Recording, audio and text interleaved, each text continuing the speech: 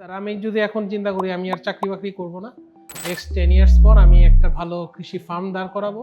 তাহলে স্যার আপনি আমাকে এই ১০ টা বছর কোন ফসলের জন্য ইনভেস্ট করতে বলবেন? স্বাধীনোত্তর বাংলাদেশের সবচেয়ে বড় অর্জন হলো আমাদের খাদ্যে স্বয়ংসম্পূর্ণতা। স্যার আপনার কিন্তু আরো একটা পরিচয় আছে। আপনি স্যার হচ্ছেন গ্লোবাল গ্যাপের বাংলাদেশের একমাত্র রেজিস্টার্ড ট্রেইনার। রাইট। কৃষকরা কোথায় অসহায়? কৃষকরা অসহায় হলো যে স্যার এটাও কিন্তু সত্য কারণ বাজারের প্রথম ট্রাকের যে দাম থাকে ৩০ নাম্বার ট্রাকের কিন্তু সেম দামটা থাকে না। আই ফার্মারও কিন্তু স্যার এই চ্যাট জিপিটির মতো একটি সফটওয়্যার নিয়ে কাজ করছে যেটা নাম হচ্ছে কৃষি মাস্টার। আপনি কৃষি রিলেটেড যে কোনো একটা প্রশ্ন আপনি কৃষি মাস্টারকে করবেন, সে হচ্ছে সাথে সাথে একটা ভ্যালিড অ্যান্সার দিবে।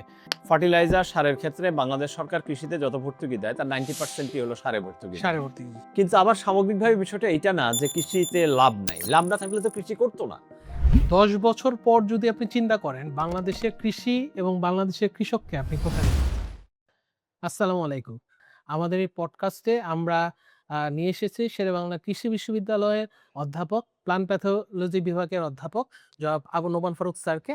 স্যারকে হচ্ছে ১ম এই ধন্যবাদ স্যার আমাদের এই পডকাস্টে আপনি অংশগ্রহণ করার জন্য। স্যারের কাছে আমাদের কিছু জানার আছে। এই যে আ আমাদের আ আমাদের যে বাজার ব্যবস্থাপনা, আমাদের এই কৃষকদের এই স্ট্রাগলিং পয়েন্ট গুলো, এই বিষয়গুলো স্যার আমরা কি শুধুমাত্র এগ্রিকালচারটাকে এখনো এই শুধুমাত্র প্রোডাকশন হিসেবেই দেখছি? নাকি স্যার এটাকে সাস্টেইনেবল বিজনেস ইকোনমিক্স এ আমরা রূপান্তর করার চেষ্টা করছি? আরেকটা বিষয় স্যার আমরা একটু আপনার কাছে ১ম এই যেটা জানতে চাই যে এই সাস্টেইনেবল ইকোনমিক্সটাকে রেডি করার জন্য স্যার আমরা কৃষকদেরকে বা কৃষকদের কাছ থেকে কি জিনিসগুলো আমরা চাচ্ছি বা কৃষকদেরকে আমরা দিতে পারছি স্যার? অনেক ধন্যবাদ ফার্মারকে চমৎকার এই পডকাস্টের আয়োজনের জন্য এবং ডেফিনিটলি আমাকে আমন্ত্রণ জানানোর জন্য। থ্যাংক ইউ আমরা স্যার। আপনি ১ম এ দুটো বিষয়ের অবতারণা করেছেন। ১ম যে বিষয়টি আপনি তো জানি যে বাংলাদেশ একটি কৃষিপ্রধান দেশ। এবং এদেশের মানুষের জীবন জীবিকা আমরা দেখি যে এখন অর্ধেক মানুষ সরাসরি কৃষির উপর নির্ভরশীল। এবং আমরা দেখি যে বাংলাদেশ কিন্তু প্রাকৃতিক সম্পদে ভরপুর কোনো দেশ না। এদেশের সম্পদ বলতে আমরা বুঝি এদেশের মাটি আর এদেশের মানুষকে। এখন এই যে মাটি এবং মানুষের সাথে সম্পৃক্ত যে পেশা সেটা হলো কৃষি। এবং বাংলাদেশকে যদি একটি সমৃদ্ধ রাষ্ট্র হিসেবে গড়ে তুলতে হয় সেটা কৃষিকে কেন্দ্র করেই কিন্তু সামনে এগিয়ে যেতে হবে। তো আমাদের বাংলাদেশের যে কৃষি সেই কৃষিতে কিছু গুণগত পরিবর্তন হয়েছে। আমরা আমাদের আগের যে কৃষিটা ছিল সেটাকে আমরা খোরপোশ কৃষি বলতাম, প্রথাগত কৃষিকে বলতাম। কিন্তু আজকের যে কৃষিটা আমরা যে জায়গায় এসে দাঁড়িয়েছি সেটাকে আমরা বলতেছি এটা হলো বাণিজ্যিক কৃষি। আমাদের একটা ট্রানজিশন হচ্ছে, একটা ট্রান্সফরমেশন হচ্ছে। মানে খোরপোশ কৃষি থেকে বাণিজ্যিক কৃষিতে কৃষির একটা উত্তরণ ঘটছে।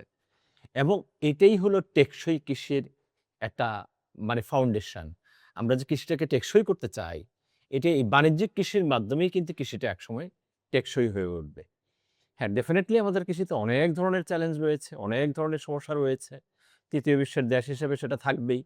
কিন্তু তারপরেও কিন্তু আমাদের কৃষির যে অগ্রগতি, যে উন্নয়ন, সেটা কিন্তু বেশ আশাবাঞ্জক। আমরা আশাবাদী হতেই পারি। স্যার আপনার কিন্তু আরো একটা পরিচয় আছে। আপনি স্যার হচ্ছেন গ্লোবাল গ্যাপের বাংলাদেশের একমাত্র রেজিস্টার্ড ট্রেইনার। রাইট। তো স্যার আপনার কাছে কি মনে হয়? আপনি তো স্যার দীর্ঘদিন ধরে শুধুমাত্র শিক্ষকতা না, বাংলাদেশের নীতি নির্ধারকের যে আ প পর্যায় কমিটিগুলো আছে, তারপর হচ্ছে মাঠ ব্যবস্থাপনাগুলাতে আছে। এগুলাতে আপনি দীর্ঘদিন ধরে গবেষণাগুলাতে দীর্ঘদিন ধরে আপনি কাজ করছেন। রাইট। তো আপনার অভিজ্ঞতা থেকে আমি আসলে স্যার জানতে চাচ্ছি যে বাংলাদেশে কৃষকের বাস্তব সমস্যা আসলে কোনটা স্যার? আপনি কিন্তু অনেকগুলো বিষয়ের অবতারণা করেছিলেন শুরুতেই যে এই যে টেকসই কৃষি, এখানে কৃষকের সমস্যাগুলো কি? কৃষক কেন ন্যায্য মূল্য পায় না? অনেকগুলো বিষয় কিন্তু নিয়ে এসেছেন। আমরা বলেছি যে আমাদের কৃষি উৎপাদনে কিন্তু আমরা চমৎকার একটি কাজ করেছি। স্বাধীনোত্তর বাংলাদেশের সবচেয়ে বড় অর্জন হলো আমাদের খাদ্যে স্বয়ংসম্পূর্ণতা। সবচেয়ে বড় অর্জন হলো আমাদের কৃষিতে উন্নতি অথবা অগ্রগতি। আমরা যদি উৎপাদন দেখি, সেই উৎপাদনে আমরা দেখি যে আমরা অনেকগুলো ফল-ফসলে বৈশ্বিক র‍্যাংকিং এ একটা ভালো অবস্থানে রয়েছি। আমরা আম উৎপাদনে পৃথিবীতে ৭ম, আলু উৎপাদনে ৭ম অথবা অনেকগুলো ফল-ফসলে কিন্তু আমরা ভালো অবস্থায় রয়েছি। কিন্তু যেই সমস্যাটা রয়েছে সেটি হলো যে আমাদের একটা হলো পোস্ট হারভেস্ট লস। ফসল উৎপাদনের পরে একটা কিন্তু অংশ নষ্ট হয়ে যায়। কিভাবে মাঠ থেকে ভোক্তার কাছে আসা পর্যন্ত। এখানে আমাদের কৃষিতে আরো অনেকগুলো সমস্যা রয়েছে। প্রাকৃতিক দুর্যোগ, জলবায়ুগত পরিবর্তন, কৃষির ন্যায্য মূল্য না পাওয়া, উৎপাদন খরচ বেড়ে যাওয়া এবং এই যে ফসল উৎপাদনের পর থেকে ভোক্তার কাছে আসা পর্যন্ত যে সাপ্লাই চেইন সেটার কিন্তু সুবিন্যস্ত কোনো কাঠামো নাই। এগুলো নিয়ে আমরা একটু ডিটেইল আলোচনা করতে পারি। তাহলে সমস্যাগুলো বুঝতে আপনাদের সুবিধা হবে। কিন্তু কৃষি এখনো আপনার সমস্যামুক্ত না। কৃষিতে অনেকগুলো সমস্যা রয়েছে। আপনি যে কথাগুলো বলেছেন যে চ্যালেঞ্জ অনেক রয়েছে, সম্ভাবনা যেমন রয়েছে, এখনো অনেক চ্যালেঞ্জও কিন্তু আমাদের এখানে রয়েছে যে জায়গাগুলোতে আমরা কাজ করার অনেক জায়গা রয়েছে। যে জায়গাগুলো কৃষককে সাপোর্ট করার জন্য, কৃষককে আরেকটু স্ট্রেংথেনিং করার জন্য অনেক কিছু করার সুযোগ রয়েছে। স্যার তাহলে আমি নিজে আই ফার্মারে কাজ করি স্যার। আই রাইট, ফার্মার কৃষকদের সাথে যেভাবে কাজ করে যাচ্ছে, কৃষকদেরকে একটি ফাইন্যান্সিয়াল সাপোর্ট দেওয়া, রাইট। তাদেরকে হচ্ছে স্যার একটা অ্যাডভাইজরি দেওয়া, সে কোন ফসল চাষ করবে, কি পরিমাণ এখানে সে কি সারটা ব্যবহার করবে, কোন কীটনাশক ব্যবহার করবে, এই অ্যাডভাইজরিটা দেওয়া। আ সঠিক কীটনাশক, সঠিক বীজ কৃষকের হাতে পৌঁছে দেওয়া কৃষি এবং উপকরণ। সর্বোপরি হচ্ছে সে যে ফসলটা ফলাইলো এটা ন্যায্য মূল্যে কৃষকের কাছ থেকে আবার ঠিকমতো কিনে নেওয়া। এই যে রাইট। আই ফার্মার যে মডেলটা নিয়ে কাজ করছে, আপনি কি মনে করেন এইটা কি কৃষকের জন্য বেনিফিশিয়ারি হবে বা আদার্স কোম্পানিগুলো বা গভর্নমেন্ট নিজেও যদি এই ধরনের মডেলগুলোকে যদি কাজ করতে চায়, কৃষক কি লাভবান হবে? আচ্ছা, এই যে একটা চমৎকার বিষয় নিয়ে আসছেন। আইফার্মার কিন্তু একটা প্রাইভেট সেক্টর, হ্যাঁ? এটা কিন্তু গভর্নমেন্ট প্রতিষ্ঠানের বাহিরে। আমরা স্বাধীনতোত্তর বাংলাদেশে গত ৫৪ বছর কাজ করেছি শুধু গভর্নমেন্ট সিস্টেমের ভিতর দিয়ে কৃষকের কাছে গিয়েছি। আমরা যখন কৃষি ঋণের কথা বলেছি সেটাও সরকারি সিস্টেমের ভিতর দিয়ে। আমরা যখন এগ্রি ইনপুটের কথা বলেছি অথবা আমরা অ্যাডভাইজরি সার্ভিসের কথা বলেছি সেটা কৃষি সম্প্রসারণ অধিদপ্তরের ভিতর দিয়ে। কিন্তু এই যে এই, এই কমফোর্ট জোন থেকে বেরিয়ে এসে প্রাইভেট সেক্টর যে ভাবনাটা করছে সেটা তো একটা চমৎকার একটা আইডিয়া। আপনি দেখেন আমি একটা অভিজ্ঞতা শেয়ার করি। গত বছরের আমার একজন কৃষক মানিকগঞ্জের। উনি কি করলেন? আগাম সবজি চাষ করেছেন। আগাম করার উদ্দেশ্যটা কি উনি লাভবান হতে চান। কারণ আগাম সবজি করলে দামটা ভালো পাওয়া যায়, মার্কেটে দামটা ভালো পাওয়া যায়, লাভবান হওয়া যায়। কিন্তু কি হলো? যে হঠাৎ করে এত অতিবৃষ্টি শুরু হয়ে গেল, তার সমস্ত ফসল মাঠে নষ্ট হয়ে গেল। এখন একবার যখন কারণ আপনি কৃষির উপকরণের দাম কিন্তু অনেক বেশি। আপনি জানেন বীজের দাম বেশি, সারের দাম বেশি, বালাইনাশকের দাম বেশি, লেবার খরচ বেশি, সবই বেশি। তো ও যখন কয়েক লাখ টাকা লস খেয়ে গেল, দ্বিতীয়বার উঠে দাঁড়ানোর মতো সে কোনো ফাইন্যান্সিং আর পাচ্ছে না। কারণ তার অর্জিত যা টাকা ছিল সব সে বিনিয়োগ করে ফেলেছে। এই যে ক্রিটিক্যাল মুহূর্ত তার জন্য খুবই সংকটাপন্ন সময়। ওই সময় যদি কোনো এ ধরনের ফার্মারের মতো প্রতিষ্ঠানগুলো তার পাশে গিয়ে দাঁড়ায়, তাহলে এই কৃষক পুনরায় কিন্তু আবার ফসল ফলিয়ে আপনার টাকাও ফেরত দিতে পারবে, তার লাভটাও কিন্তু সে তুলতে পারবে। তাহলে এই জায়গাটাতে কিন্তু কখনোই কোনো প্রাইভেট সেক্টর ঝুঁকিপূর্ণ মনে করে অথবা সেই ঝুঁকিটা নেয় নাই, সরাসরি কৃষকের কাছে যায় নাই। আমরা সরকারি সিস্টেমের ভিতরেই ছিলাম। তাহলে এটা একটা ভালো দিক। আরেকটা ভালো দিক যেটা আপনি বললেন যে, কৃষকরা কোথায় অসহায়? কৃষকরা অসহায় হলো যে, সে কিন্তু সাপোর্ট পায় না। সে কি করবে? সেটা জানতে পারে না। মানে এখন বিএলবি রোগ দেখা দিয়েছে অথবা ব্যাকটেরিয়া জনিত পাতা পড়া ধানে অথবা ব্লাস্ট রোগ দেখা দিয়ে কি করবে? তো সে সবসময় চিন্তা করে যে উপসহকারী কৃষি কর্মকর্তা, কৃষি অফিস, কৃষি বিভাগ, এনজিও এদের কাছে। তো এরাও সবসময় তার কিন্তু হাতের নাগালে থাকে না। এই যে তার প্রয়োজনের সময় যদি কোনো অ্যাডভাইজরি সার্ভিস তাকে যদি পরামর্শটা দেওয়া যায় যে কখন কি করতে হবে, তাহলে কিন্তু এটা তার জন্য একটা বিশাল একটা কাজ করবে। আপনি দেখেন একটা মানুষ যখন অসুস্থ হয়, তখন সে কি চায়? যে ডাক্তার আমাকে আশা দেক, ডাক্তার আমার সাথে কথা বলুক। তা আপনিও তো সে অসহায় অবস্থায় তাকে গিয়ে তার পাশে গিয়ে দাঁড়ালেন। এই যে তার কাঁধে একটা হাত বুলায়ে আপনি বললেন যে, "ব্যাপার না আমরা আছি।" এটাই তাকে এটা বিশাল একটা ইন্সপায়ার করবে। আর কিচ্ছু বিশাল দরকার ইন্সপায়ার নাই। করবে। যে আপনার মতো একটা লোক শার্ট প্যান্ট পরে গিয়ে আপনি বললেন, "কোনো সমস্যা নাই, আমরা আছি। আপনার কখন কি লাগবে আমার সাথে বলবেন, আমি আপনাকে পরামর্শ দিব।" এই যে একটা আস্থার জায়গা, সে যে আপনাকে যখন তখন ফোন দিতে পারবে, এটাই দেখবেন তাকে অনেক বেশি তারাও কিন্তু স্যার মাঝে, মাঝে বলে যে শার্ট প্যান্ট পরা লোক তারা কৃষির কি বুঝে? আচ্ছা, এটা বলে। এটা অনেক সময় তাদের একটা ধারণা হয় যে, ওনারা যেমন আমাদের আগে যারা ছিল, যে ওরা এত বেশি পুঁথিগত বিষয় ছিল, এত বেশি থিওরিটিক্যাল বিষয় ছিল, প্র্যাকটিক্যাল বিষয়গুলো সম্পর্কে খুব বেশি আপডেট ছিল না। যার ফলে কৃষকদের মধ্যে অনেক সময় একটা ভুল ধারণা হয় যে, ওনারা ওই যা বলে সেগুলো দিয়ে কাজ হবে না। কিন্তু এখন এই ধারণার পরিবর্তন হচ্ছে। কৃষিতে আমরা বলছি যে একটা গুণগত পরিবর্তনের দিকে আমরা যাচ্ছি। আধুনিক কৃষি, স্মার্ট কৃষি। শিক্ষিত লোকেরা কৃষিতে আসতেছে এবং কৃষিতে তথ্যের প্রবাহ বাড়ছে, প্রযুক্তি আসছে। এখন কিন্তু পরিবর্তন হচ্ছে। স্যার, স্যার প্র্যাকটিক্যাল এর বিষয়টা থেকে স্যার হুম, আ হুম, একটা জিনিস জানার ছিল। হুম, সেটা হচ্ছে স্যার আমাদের আ উৎপাদনের যে খরচ হুম, এবং উৎপাদনের যে বাজার মূল্য, হুম, মানে কাগজে কলমে যদি আমি একটা হিসাব করি তাহলে আসে স্যার একরকম।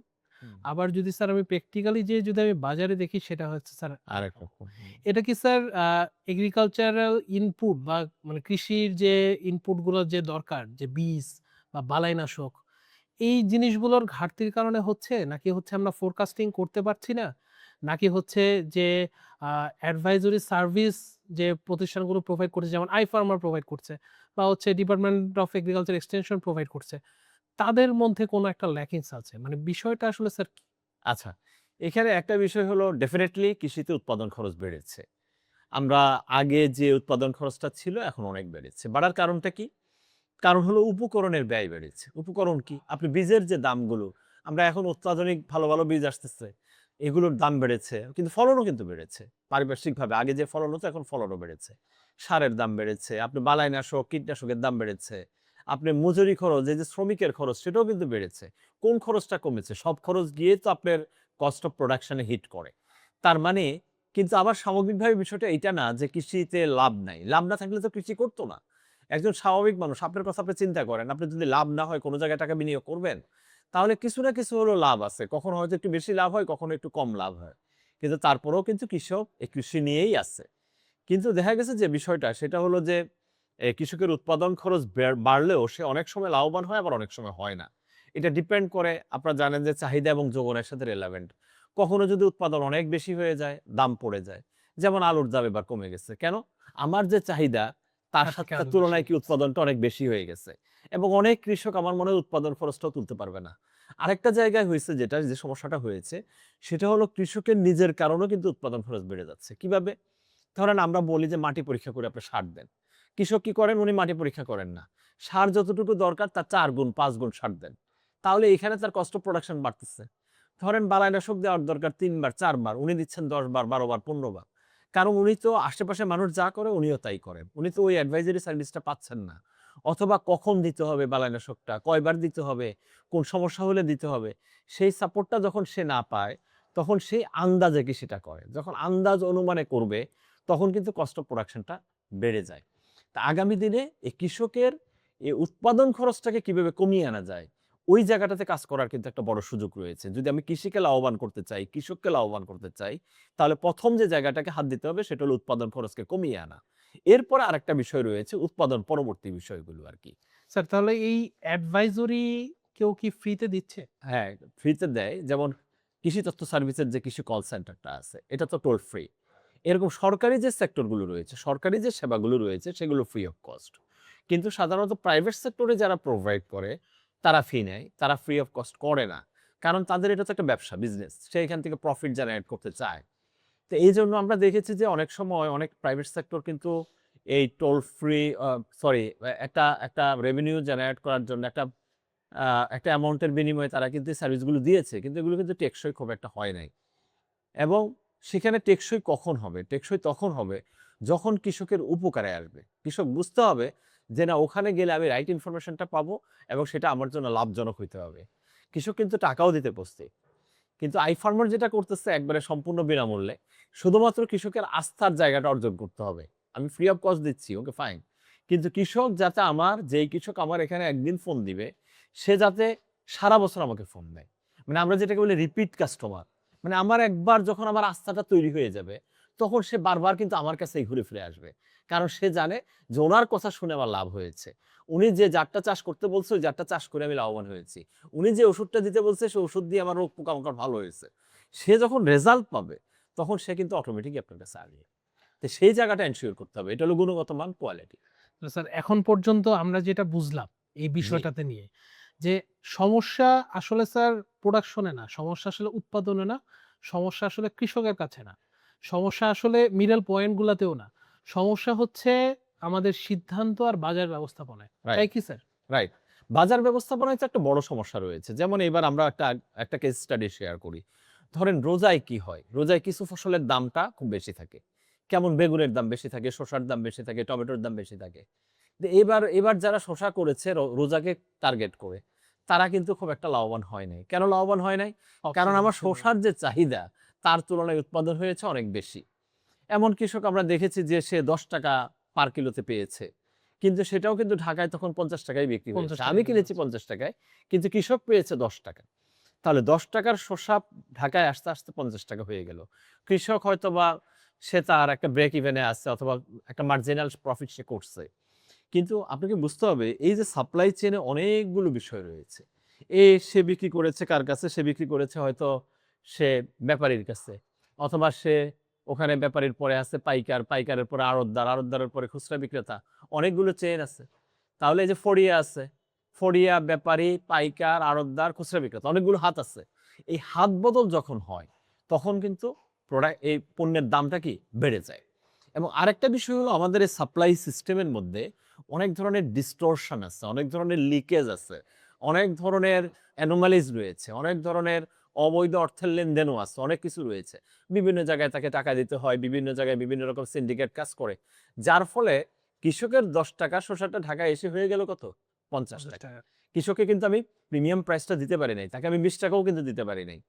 এবং আমরা এমনও দেখেছি যে কারণ বাজার, আমাদের যেটা হোলসেল মার্কেট, এই হোলসেল মার্কেটগুলোতে যখন কোনো একটা কৃষি পণ্য হোক আর যে কোনো পণ্য হোক, ক্রাইসিস থাকে, মানে মার্কেটের চাহিদা বেশি, ডিমান্ড সাপ্লাই কম, চাহিদা বেশি, তখন কি হয়? আমরা দেখি কাউরন বাজারে ট্রাক আসার পরে ট্রাক 3 বার বিক্রি হয়ে যায়, হাত বদল হয়। মানে একটা কৃত্রিম সংকট তৈরি হয়ে যায়। আসলে আমাদের বাজার ব্যবস্থাপনায় কোনো প্রাতিষ্ঠানিক কাঠামো আমরা গড়ে তুলতে পারিনি। সরকারি মনিটরিং বলেন অথবা সরকারি যে নজরদারি, সে বিষয়গুলোও আমরা ওভাবে গড়ে তুলতে পারি নাই। যার ফলে ওই যে একটা কথা বলে না যে কৃষকের লাভের গুড় কে খায়? কৃষকের লাভের গুড় অনেকেই খায়। কৃষক ছাড়া বাকি সবাই খায়। কিন্তু কৃষক কিন্তু এই লাভের ভাগ হয় না। এখন প্রাইভেট সেক্টর এখানে কি করতে পারে? প্রাইভেট সেক্টর যদি এই যে মিডলম্যানের মাঝের এই ডিস্টরশন গুলোকে, এই অ্যানোমালিস গুলোকে কমিয়ে আনতে পারে, এই হাতগুলোকে কমিয়ে আনতে পারে, সে যদি তার পণ্যটা বিক্রয়ের গ্যারান্টিটা পায়, সে যদি সরাসরি কৃষক থেকে এই পণ্যটা বিক্রির ব্যবস্থা করে দিতে পারে, তাহলে প্রাইভেট সেক্টরও লাভবান হবে, কৃষক সবচেয়ে বেশি লাভবান হবে। এবং কৃষক একটা আস্থা পাবে যে আমার পণ্য উৎপাদন করলে কোনো সমস্যা নাই, আমার বিক্রির জায়গা আছে। এই জায়গাটা গুরুত্বপূর্ণ। স্যার আমি বুঝতে পারলাম। আমি নিজে একজন কৃষিবিদ হিসেবে স্যার আমার কাছে কিছু পয়েন্ট অফ ভিউ আছে। জি। মনে করেন স্যার আমরা সবাই বলতেছি যে হ্যাঁ, প্রোডাক্ট যখন কৃষকের কাছ থেকে যখন হচ্ছে বাজার পর্যন্ত আসে অনেকগুলো হাত বদল হয়, অনেক জায়গায় চাঁদা দিতে হয়। স্যার এটাও কিন্তু সত্য। কারণ বাজারের ১ম ট্রাকের যে দাম থাকে ৩০ নাম্বার ট্রাকের কিন্তু সেম দামটা থাকে না। থাকে না। হ্যাঁ। কারণ হচ্ছে হাজার হলেও জিনিসটা হচ্ছে পচনশীল প্রোডাক্ট। হ্যাঁ, এটা রেখে দেওয়া যায় না। এটা রেখে দেওয়া যায় না। না। তো ১ম ট্রাক যখন আনলোড হয় এবং ৩০ নাম্বার ট্রাক যখন আনলোড হয় মাঝখানে ৪ থেকে ৫ ঘন্টার একটা ব্যবধান থাকে। হ্যাঁ। সো ১ম ট্রাকের ওই সবজিটার মূল্য যা থাকে, শেষে পরের সেটা ট্রাকের থাকে না। মূল্যটা কিন্তু সেইম ভাবে থাকে না। হুম, হুম। সো যখন আমি নিজে যদি এখন মিডলম্যান হই বা নিজে যদি আমি এখন ব্যবসায়ী হই, আমি তখন চিন্তা করব যে আমি ১ম ট্রাকটা যদি আমি ৳১৫ করে বিক্রি করি, শেষের ট্রাকটা তো আমার ৳৫ করেই বিক্রি করতে হবে। তাহলে কিন্তু দিন শেষে দেখা যায় ওই যে ৳১৫ করে বিক্রি করছি, ওই জিনিসটায় ফোকাস হচ্ছে। লাস্টের ট্রাকটা যে আমি ৳৫ করে বিক্রি করলাম, যেখানে আমার কেনা হচ্ছে ৳৬০, সেটা কিন্তু আর স্যার ফোকাস হয় না। তো সেটাই। এই জিনিসগুলো স্যার আপনি কিভাবে এটাকে মিনিমাইজ করার প্ল্যান আপনি করতে পারেন স্যার? দেখেন, মুক্তবাজার অর্থনীতিতে সবকিছু নিয়ন্ত্রণ করা যায় না। মুক্তবাজার অর্থনীতি বাজারকে বাজারের উপর ছেড়ে দিতে হয়। কিন্তু তারপরেও উন্নত বিশ্বের দেশগুলো তারা বিভিন্ন মেকানিজমের মাধ্যমে নিয়ন্ত্রণ করে। ধরেন যখন একটা প্রোডাক্টের কস্ট অফ প্রোডাকশন ৳১০ কিন্তু সেটা পড়ে গেল ৳৫। আমরা ইউরোপের দেশগুলোতে দেখেছি, নেদারল্যান্ডে দেখেছি গভর্নমেন্ট ৳৫ তাকে ভর্তুকি দেয় গভর্নমেন্ট। কারণ তোমার ব্রেক ইভেন এ তুমি না থাকলে তো তুমি কৃষিকে টেকসই করতে পারবা না। কারণ সে যদি আজকে ফেইলিউর হয়, দেখা যাবে তারা তো গ্রিন হাউসে প্রোডাকশন করে। তার গ্রিন হাউসটা তো ব্যাংক ঋণের উপরে। সে ব্যাংক্রাপ্টেড হয়ে যাবে, দেউলিয়া হয়ে যাবে, উৎপাদন বিঘ্নিত হবে। তারা ওভাবে সাবসিডি গুলো দেয়। আমরা আসলে সেভাবে করতে পারি না। আমাদের মার্কেট সিস্টেমটাকে আমরা ডেভেলপ করতে পারি নাই। আরেকটা বিষয় আপনি যেটা বলছেন, ডেফিনিটলি কৃষিতে একটা সংকট যেটা, সেটা হলো পেরিশেবল প্রোডাক্ট, পচনশীল। কৃষক যেমন তার ফসলটাকে জমিতে রেখে দিতে পারে না। সে বাজারের দাম যাই হোক তাকে বিক্রি করে দিতে হয়। একইভাবে বাজারও তাই। প্রত্যেকটা স্টেক হোল্ডারই তাই। এটাকে সেল করে দিতে হয় যখন যে প্রাইসটা থাকে। এবং এটার সুযোগ অনেকে দুষ্ট লোকেরা আবার নিয়ে থাকে। যে তার তো কোনো উপায় নাই। তার চেয়ে আমার কাছে বিক্রি করতে হবে। আমি ৳২ বললেও বিক্রি করতে হবে, ৳৫ বললেও বিক্রি করতে হবে। এই সুযোগগুলো তারা নেয়। সেজন্য আমরা বলি যে বাজার কাঠামোটা, সেই জায়গাটাতে বাংলাদেশের প্রাইভেট সেক্টর গুলো কন্ট্রিবিউট করতে পারে। প্রাইভেট সেক্টর গুলো সেই বাজার ব্যবস্থাপনায় একটা স্ট্রং রোল প্লে করতে পারে। যেটা আমরা থাইল্যান্ডে দেখেছি, অন্যান্য দেশে দেখেছি। সেখানে তারা তাদের মেকানিজম সরাসরি কৃষকদের সাথে তাদের সংযোগ থাকে। যে এলাকায় আমি এমনও দেখেছি, একটা এলাকায় ধরেন ওখানে এ সব ফ্রুটস হয় বেশি। ওই ফ্রুটস নিয়ে যে ইন্ডাস্ট্রি গুলো কাজ করে, তারা তাদের কারখানাটা ওখানে শিফট করে দেয়। ওখানে সরাসরি তারা কৃষকের সাথে একটা ব্রিজিং তৈরি করে এবং সেই কিন্তু পরবর্তী স্টেপগুলোতে রোল প্লে করে। তা আমাদের সরাসরি এখনো ওই সিস্টেমটা ডেভেলপ হয় নাই। সেজন্য আমরা ওটা করতে পারি নাই। তবে এখন অনেক প্রাইভেট সেক্টর এগিয়ে আসতেছে। সুনির্দিষ্ট কিছু কিছু প্রোডাক্ট নিয়ে, যেগুলো তার জন্য কম ঝুঁকিপূর্ণ, যেগুলো লাভজনক, কিন্তু সব পণ্য নিয়ে না। বুঝতে পেরেছি স্যার। বর্তমান সরকার কিন্তু স্যার তাদের নির্বাচনী এজেন্ডায় একটা কথা বলেছিলেন। সেটা হচ্ছে কৃষি এবং কৃষককে স্পেশালি কৃষিজাত প্রোডাক্ট গুলোকে তারা হচ্ছে রপ্তানি মুখর করতে চায়। জি। এখন আমরা যখন কৃষিবিদরা আমরা যখন নিজেরা কাজ করি, আপনিও স্যার মাঠ পর্যায়ে দীর্ঘদিন যাবৎ আছেন। প্রায়শই একটা বিষয় নিয়ে স্যার হচ্ছে আমাদের ধাক্কা খেতে হয়। সেটা হচ্ছে স্যার আমরা যে কীটনাশকটা ব্যবহার করি, যে বালাইনাশকটা ব্যবহার করি, সেই বালাইনাশকের এক্সেসিভ ইউজ এবং এটা কি আসলেই আমরা নিরাপদভাবে ব্যবহার করছি কিনা তার কোনো হচ্ছে নিয়ম নীতি নেই। আমরা এবং আমরাও তোয়াক্কা করি না, আমাদের কৃষকেরাও তোয়াক্কা করেন না। তো স্যার এটা মানে নিরাপদভাবে আমরা বালাইনাশক বাস্তবে কেন ব্যবহার করতে পারি না স্যার? আচ্ছা। ১ম হলো যে আমাদের প্রত্যাশার জায়গাটা কি? আমাদের প্রত্যাশার জায়গা হলো নিরাপদ কৃষি। আমরা নিরাপদ খাবার চাই। বাংলাদেশ খাদ্যে স্বয়ংসম্পূর্ণ হয়েছে। আমাদের আগামী দিনের প্রত্যাশা হলো পুষ্টিকর খাবার আর নিরাপদ খাবার। সেই নিরাপদ খাদ্যর সাথে সংযুক্ত যে বিষয় সেটা হলো আপনি যেটা বলছেন কৃষি রপ্তানি। আমার ফসল যতক্ষণ পর্যন্ত নিরাপদ হবে না, ততক্ষণ পর্যন্ত আমার রপ্তানি বাজার আমার জন্য উন্মুক্ত হবে না। এবং এই নিরাপদ খাদ্য শুধু রপ্তানির জন্য না, আমার নিজের জন্যও দরকার। আমার নিজের বেঁচে থাকার জন্য। আপনি দেখবেন বাংলাদেশে এখন কি হয়? যে মোড়ে, মোড়ে দেখবেন ফার্মেসি। ঘর থেকে বের হন, একটু পরপর দেখবেন ফার্মেসি। এত মুদি দোকানও নাই। যত ফার্মেসি বাংলাদেশে আছে। তার মানে আমরা এই নিরাপদ খাবার না খাওয়ার কারণে আজকে পুরো জাতিকে হসপিটাল, ক্লিনিক, ফার্মেসিতে আমি ঠেলে দিলাম। এই যে আমার চিকিৎসা খাতে ব্যয়, এই ব্যয়টা প্রতিটা পরিবার আমরা দেখেছি ২০ ভাগেরও বেশি। সে খাদ্যের পেছনে যত না ব্যয় করে, খাবারের পেছনে, তার চেয়ে বেশি ব্যয় করে সে চিকিৎসার ওষুধে। পেছনে। হুম। মানে আমার খাবার হয়ে গেছে ওষুধ, ওষুধ হয়ে গেছে খাবার।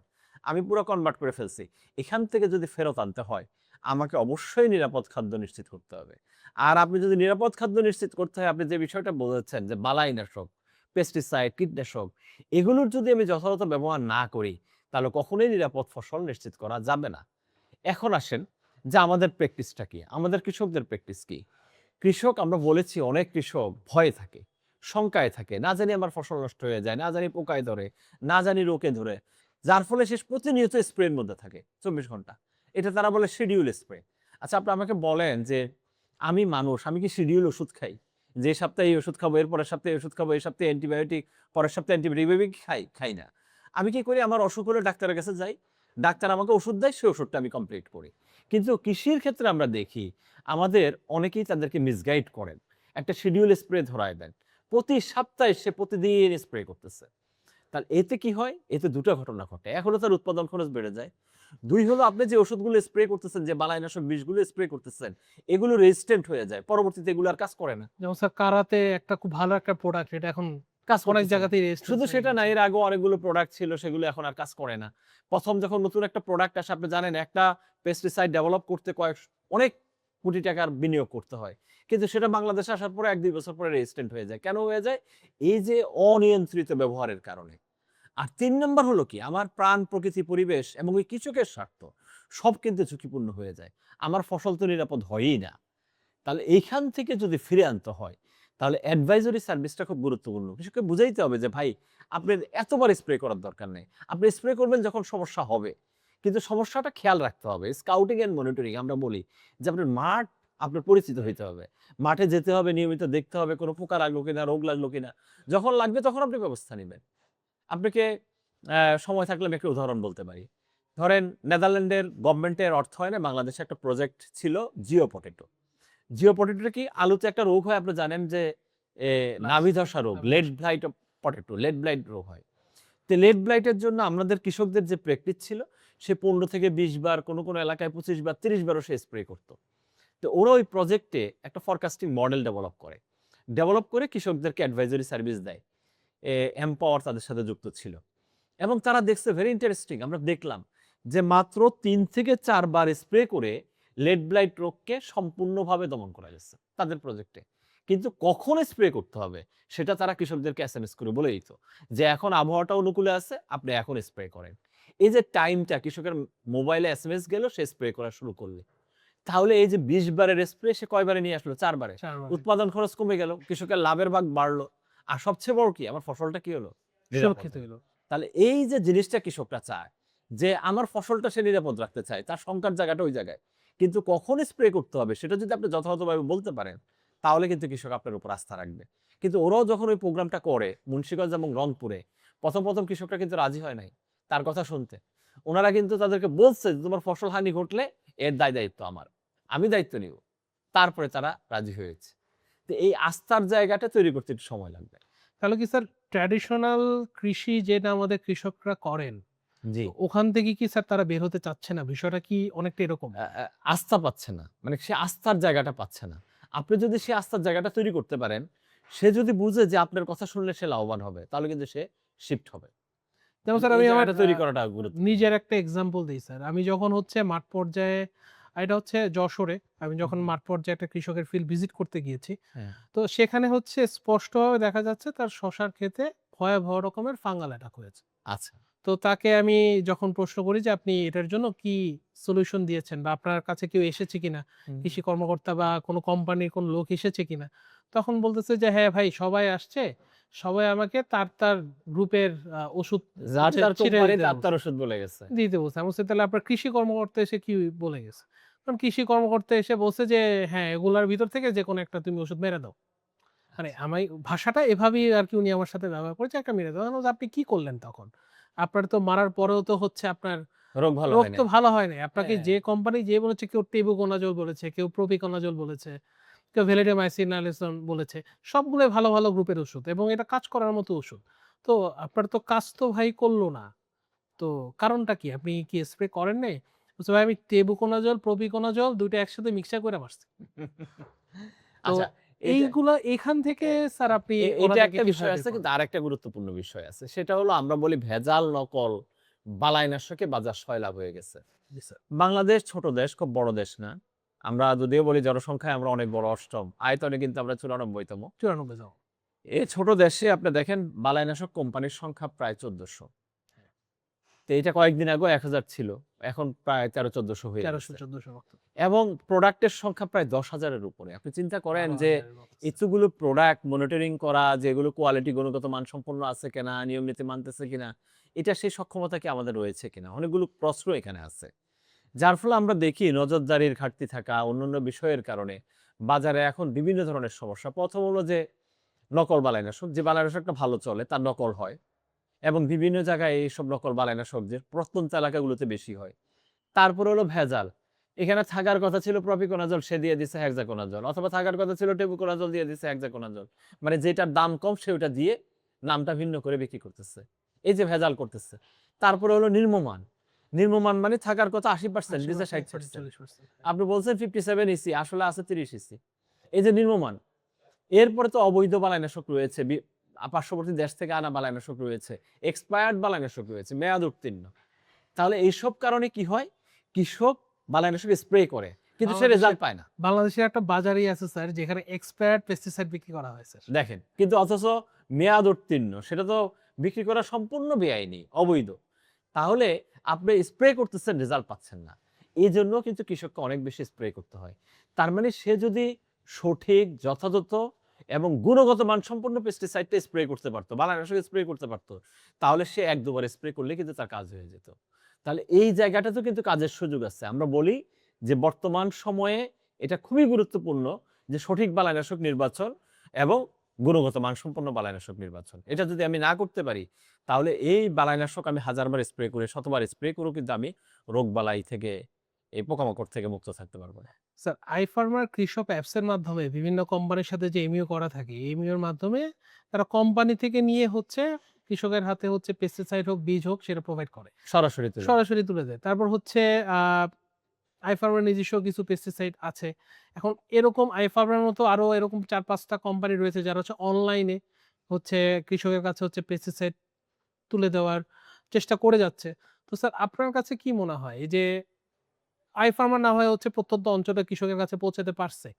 এই কৃষক অ্যাপসটার মাধ্যমে তাদের একটা ডিলার বেস আছে, বড় একটা নেটওয়ার্ক আছে। তার মাধ্যমে হয়তোবা প্রত্যন্ত অঞ্চলে আইফার্মার পৌঁছাতে পেরেছে। কিন্তু কৃষকের কাছে তো এখনো পর্যন্ত ওই বার্তাটা সব কৃষকের কাছে পৌঁছানো কিন্তু সম্ভব হয়নি। তো রাইট। আপনার কাছে স্যার কি মনে হয় যে এই আইফার্মার বা হচ্ছে অন্যান্য যে অনলাইন বেস কোম্পানিগুলো আছে যারা অরিজিনাল প্রোডাক্ট বিক্রি করে, তাদের জন্য স্যার আপনার কি পরামর্শ থাকবে স্যার? আচ্ছা, ১ম কথা হলো যে আইফার্মার এগ্রি ইনপুট নিয়ে কাজ করে। তারা হয়তোবা শুধুমাত্র যে বালাইনাশক পেস্টিসাইড সেগুলো না। এর পাশাপাশি বীজ অথবা সার নিয়েও কাজ স্যার করে। এবং এখানে প্রথম ফোকাসটা হলো যে আমার গুণগত মান। আমি সোর্সিংটা ভালো জায়গা থেকে করতে পারতেছি কিনা। মানে আমি ওই কোম্পানির প্রোডাক্টগুলো কৃষককে দিব, যেটা আসলেই গুণগত মান সম্পন্ন এবং আমি নিজে কনভিন্সড যে সে তার প্রোডাক্টটা 100% ওকে। এটা এনশিওর করাটা জরুরি। যে আমি সব যেন তেন কোম্পানি থেকে প্রোডাক্ট নিব না।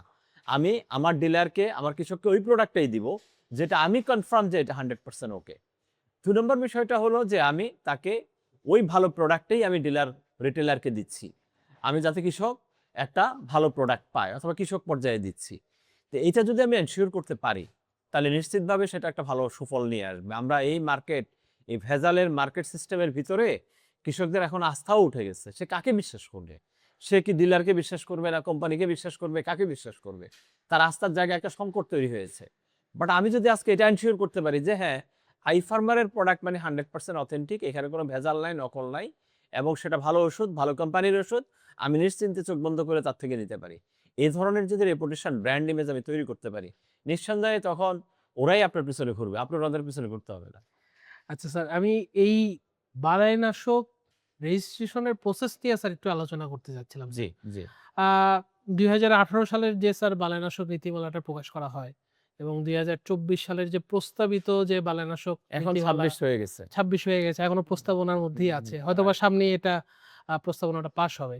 তো ২ জায়গাতেই স্যার বালাইনাশক যে রেজিস্ট্রেশন করার জন্য বলা হয়ে থাকে যে ২ বছর ফিল্ডে ট্রায়ালের পরে আবার ল্যাব টেস্ট হবে। ২ সিজনে ট্রায়ালের পরে দেন হচ্ছে আমি যে রেজিস্ট্রেশনটা পাবো। একটা এপি নাম্বার পাবো কেমিক্যালটার এগেইনস্ট এ। তো এত দীর্ঘ প্রসেসের বালাইনাশকের যে রেজিস্ট্রেশন প্রসেস, এটা কতটুকু যুক্তিযুক্ত? এবং এই দীর্ঘ সময়ের রেজিস্ট্রেশন প্রসেসিং এর পরেও বাংলাদেশের মার্কেটে কেন এত নিম্নমানের এবং ঝুঁকিপূর্ণ বা হচ্ছে নকল বালাইনাশক পাওয়া যাচ্ছে স্যার? আচ্ছা, বিষয়টা তো আসলে খুবই সেনসিটিভ একটা প্রশ্ন। দেখেন, আমরা বলি আমাদের সার্বিক সকল সিস্টেমের মধ্যেই বজ্র আটনি ফসকা গিরো আমরা বলি। আমাদের নিয়মকানুন শক্ত। ডেফিনিটলি বাংলাদেশ নিয়মের দিক থেকে বেশ আমাদের শক্ত একজন একটা বেশ দেশ। শক্ত দেশ। জি স্যার। আমাদের একজন বলছিলেন যে একটা প্রোগ্রামে বলেছিলেন, "আমাদের এত পলিসি আছে, আমরা পলিসি এক্সপোর্টও করতে পারি।" বিষয়টা এরকম।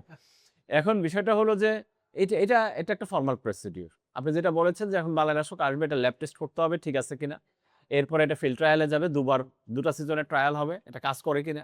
এই ২ টা রিপোর্ট পাওয়ার পরে এটা কিন্তু রেজিস্ট্রেশনটা পাবে। আমরা সেই প্রসিডিউরই ফলো করি। কিন্তু যখন রেজিস্ট্রেশন হয় তখন সমস্যা থাকে না। কিন্তু রেজিস্ট্রেশনের পরে যখন মার্কেটে যায়, তখন সেটা কি হয়? তখন সেই জায়গাটাতে একটু সমস্যা থাকে। যে আমার তো আসলে সরকারি যে প্রতিষ্ঠানটা দেখভাল করে, আমরা এটা প্লান্ট প্রোটেকশন উইং বলি, বালাইনাশক যারা দেখভাল করে, তার কি এই ১০,০০০, ১২,০০০, ১৫,০০০ প্রোডাক্ট প্রতি বছর বিভিন্ন জায়গা থেকে একাধিক স্যাম্পল নিয়ে এসে টেস্ট করে সেটা দেখার সুযোগ আছে কিনা? মানে এটা তো তার সেই সক্ষমতাটা নাই। আপনি হয়তোবা সন্দেহ করলে ১ টা ২ টা করতে পারেন সেভাবে। কিন্তু এই যে দুর্বলতা, সে দুর্বলতার সুযোগে কিন্তু অনেক অসৎ লোকরা নিয়ে থাকে। হ্যাঁ? তবে এটার পরে এটা কি এই শক্ত আইন দিয়েও কিন্তু আমরা বায়নাশককে ঠেকাইতে পারি না। আমরা দেখেছি, আমরা বলছি ১০,০০০ এর উপর প্রোডাক্ট হয়ে গেছে, অনেক প্রোডাক্ট। তবে আমরা চাই যে আইন কানুনগুলো ভালো, কিন্তু এটার প্রয়োগটা যাতে ভালোভাবে হয়। এবং আমরা এখন যে কথাগুলো বলি যে রাসায়নিক বালাইনাশকের পাশাপাশি আমরা জৈব বালাইনাশকটাকে এনকারেজ করতে চাই। জৈব বালাইনাশক, জৈব সার, জৈব। কারণ আমি জৈব যদি না থাকে তাহলে আমি নিরাপদ ফসলটা কিন্তু করতে পারব না। আমরা বলছি যে হ্যাঁ, রেজিস্ট্রেশন প্রক্রিয়াটা জৈব বালাইনাশকের জন্য কম করেন।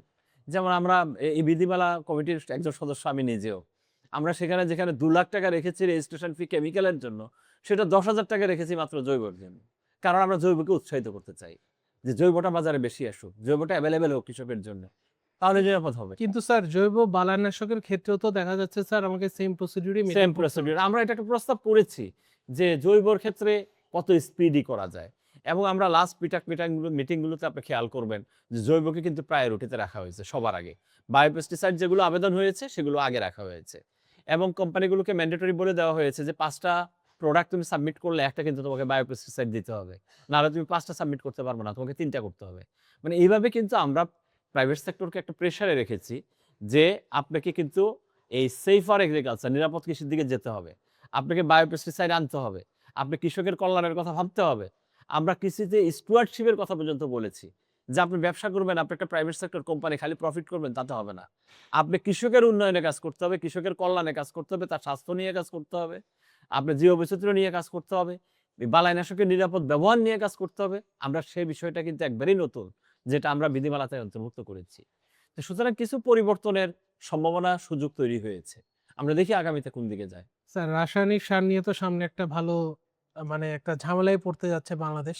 অনেকটা। এবং ইরান আমেরিকার এই যুদ্ধেও আমরা কাতার থেকে যে বা মিডল ইস্ট থেকে যে সারগুলো আনতাম, এটাও এখন একটা ব্যাহত হচ্ছে।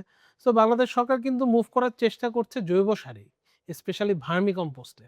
কিন্তু স্যার আমি যখন ভার্মি কম্পোস্ট যখন আমি বাজারে দিতে যাব, এটা রেজিস্ট্রেশন প্রসেস হচ্ছে স্যার আমার ২ বছর লং।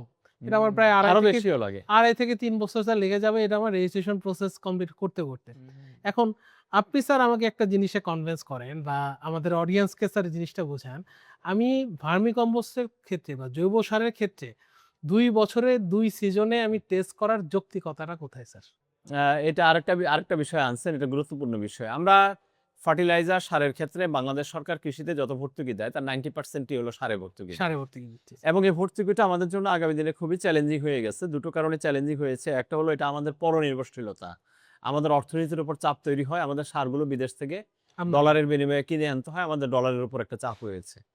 ২ নম্বর বিষয়টা আপনারা জানেন বাংলাদেশে এলডিসি গ্র্যাজুয়েশন হবে।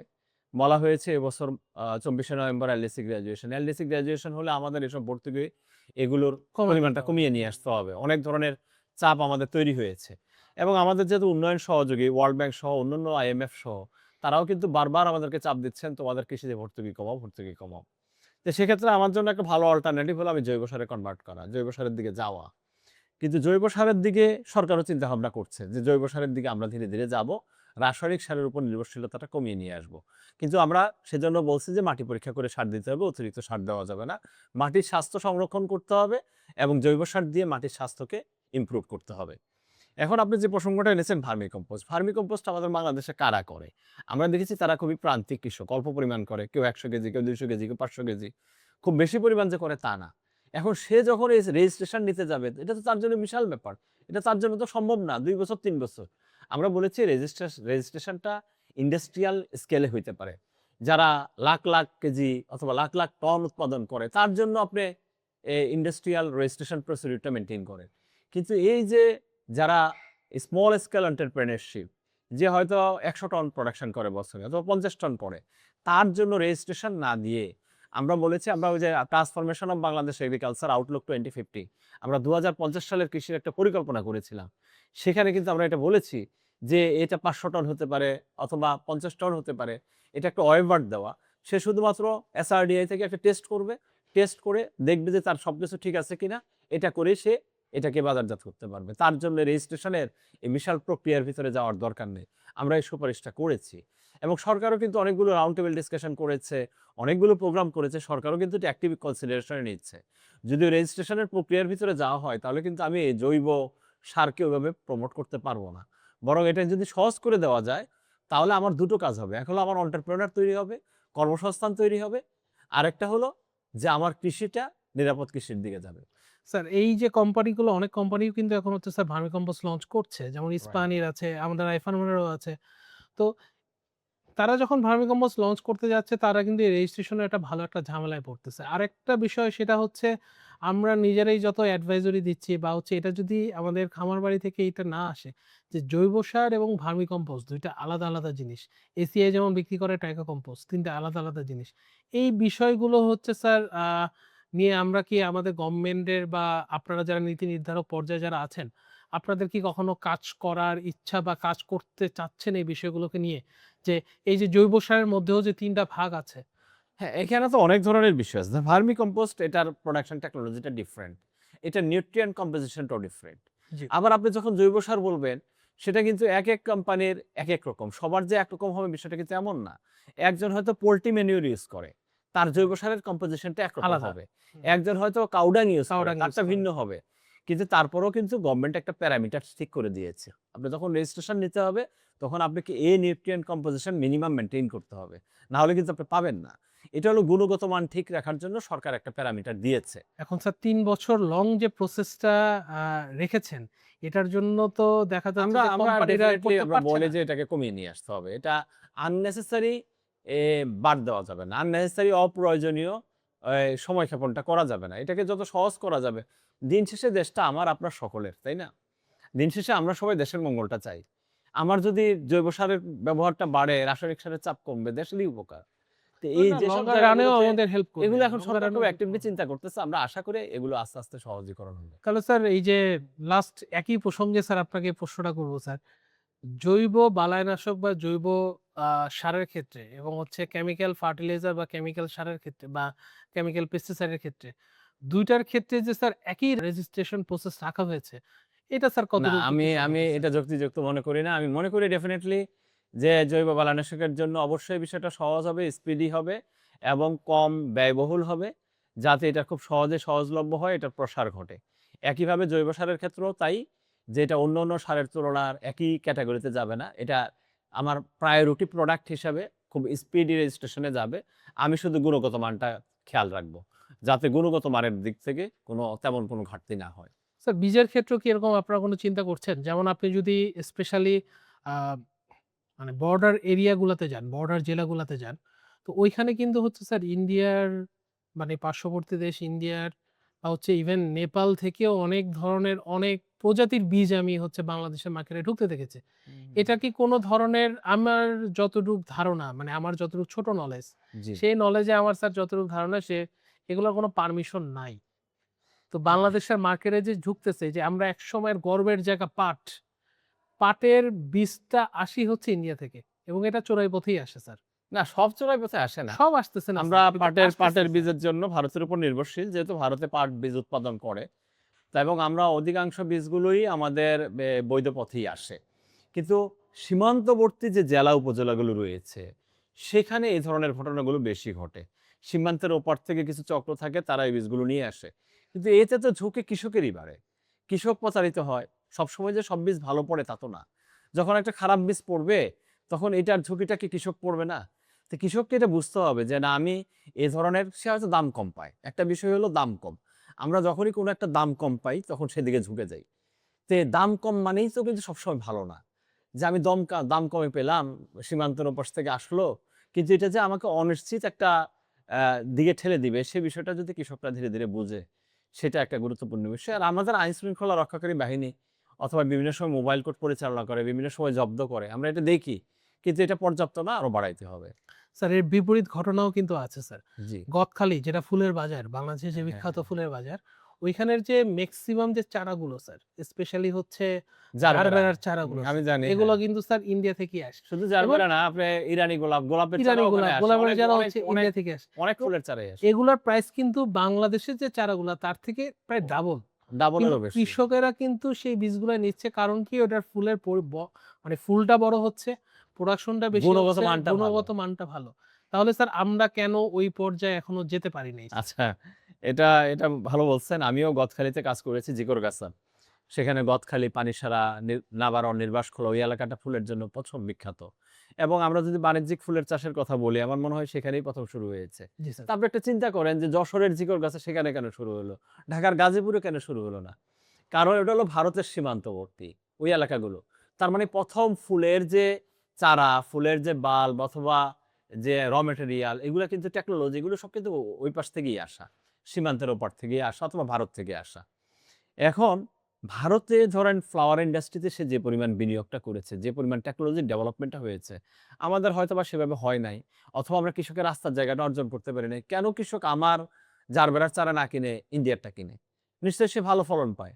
অথবা সেখানে রোগ কম হয়। অথবা কিছু না কিছু কারণ তো অবশ্যই আছে। বিএডিসি অনেকদিন ধরেই কিন্তু স্যার এই জারবেরা নিয়ে কাজ করছে। তারাও কিন্তু বিএডিসি কৃষকদেরকে করেছে, আরআরএফ নামে একটা এনজিও করেছে, আরো অনেক প্রতিষ্ঠান করেছে। কিন্তু এখন নির্ভরতাটা ধীরে, ধীরে কমতেছে। একটা জিনিস পরিবর্তন হইতে একটা সময় নেয়।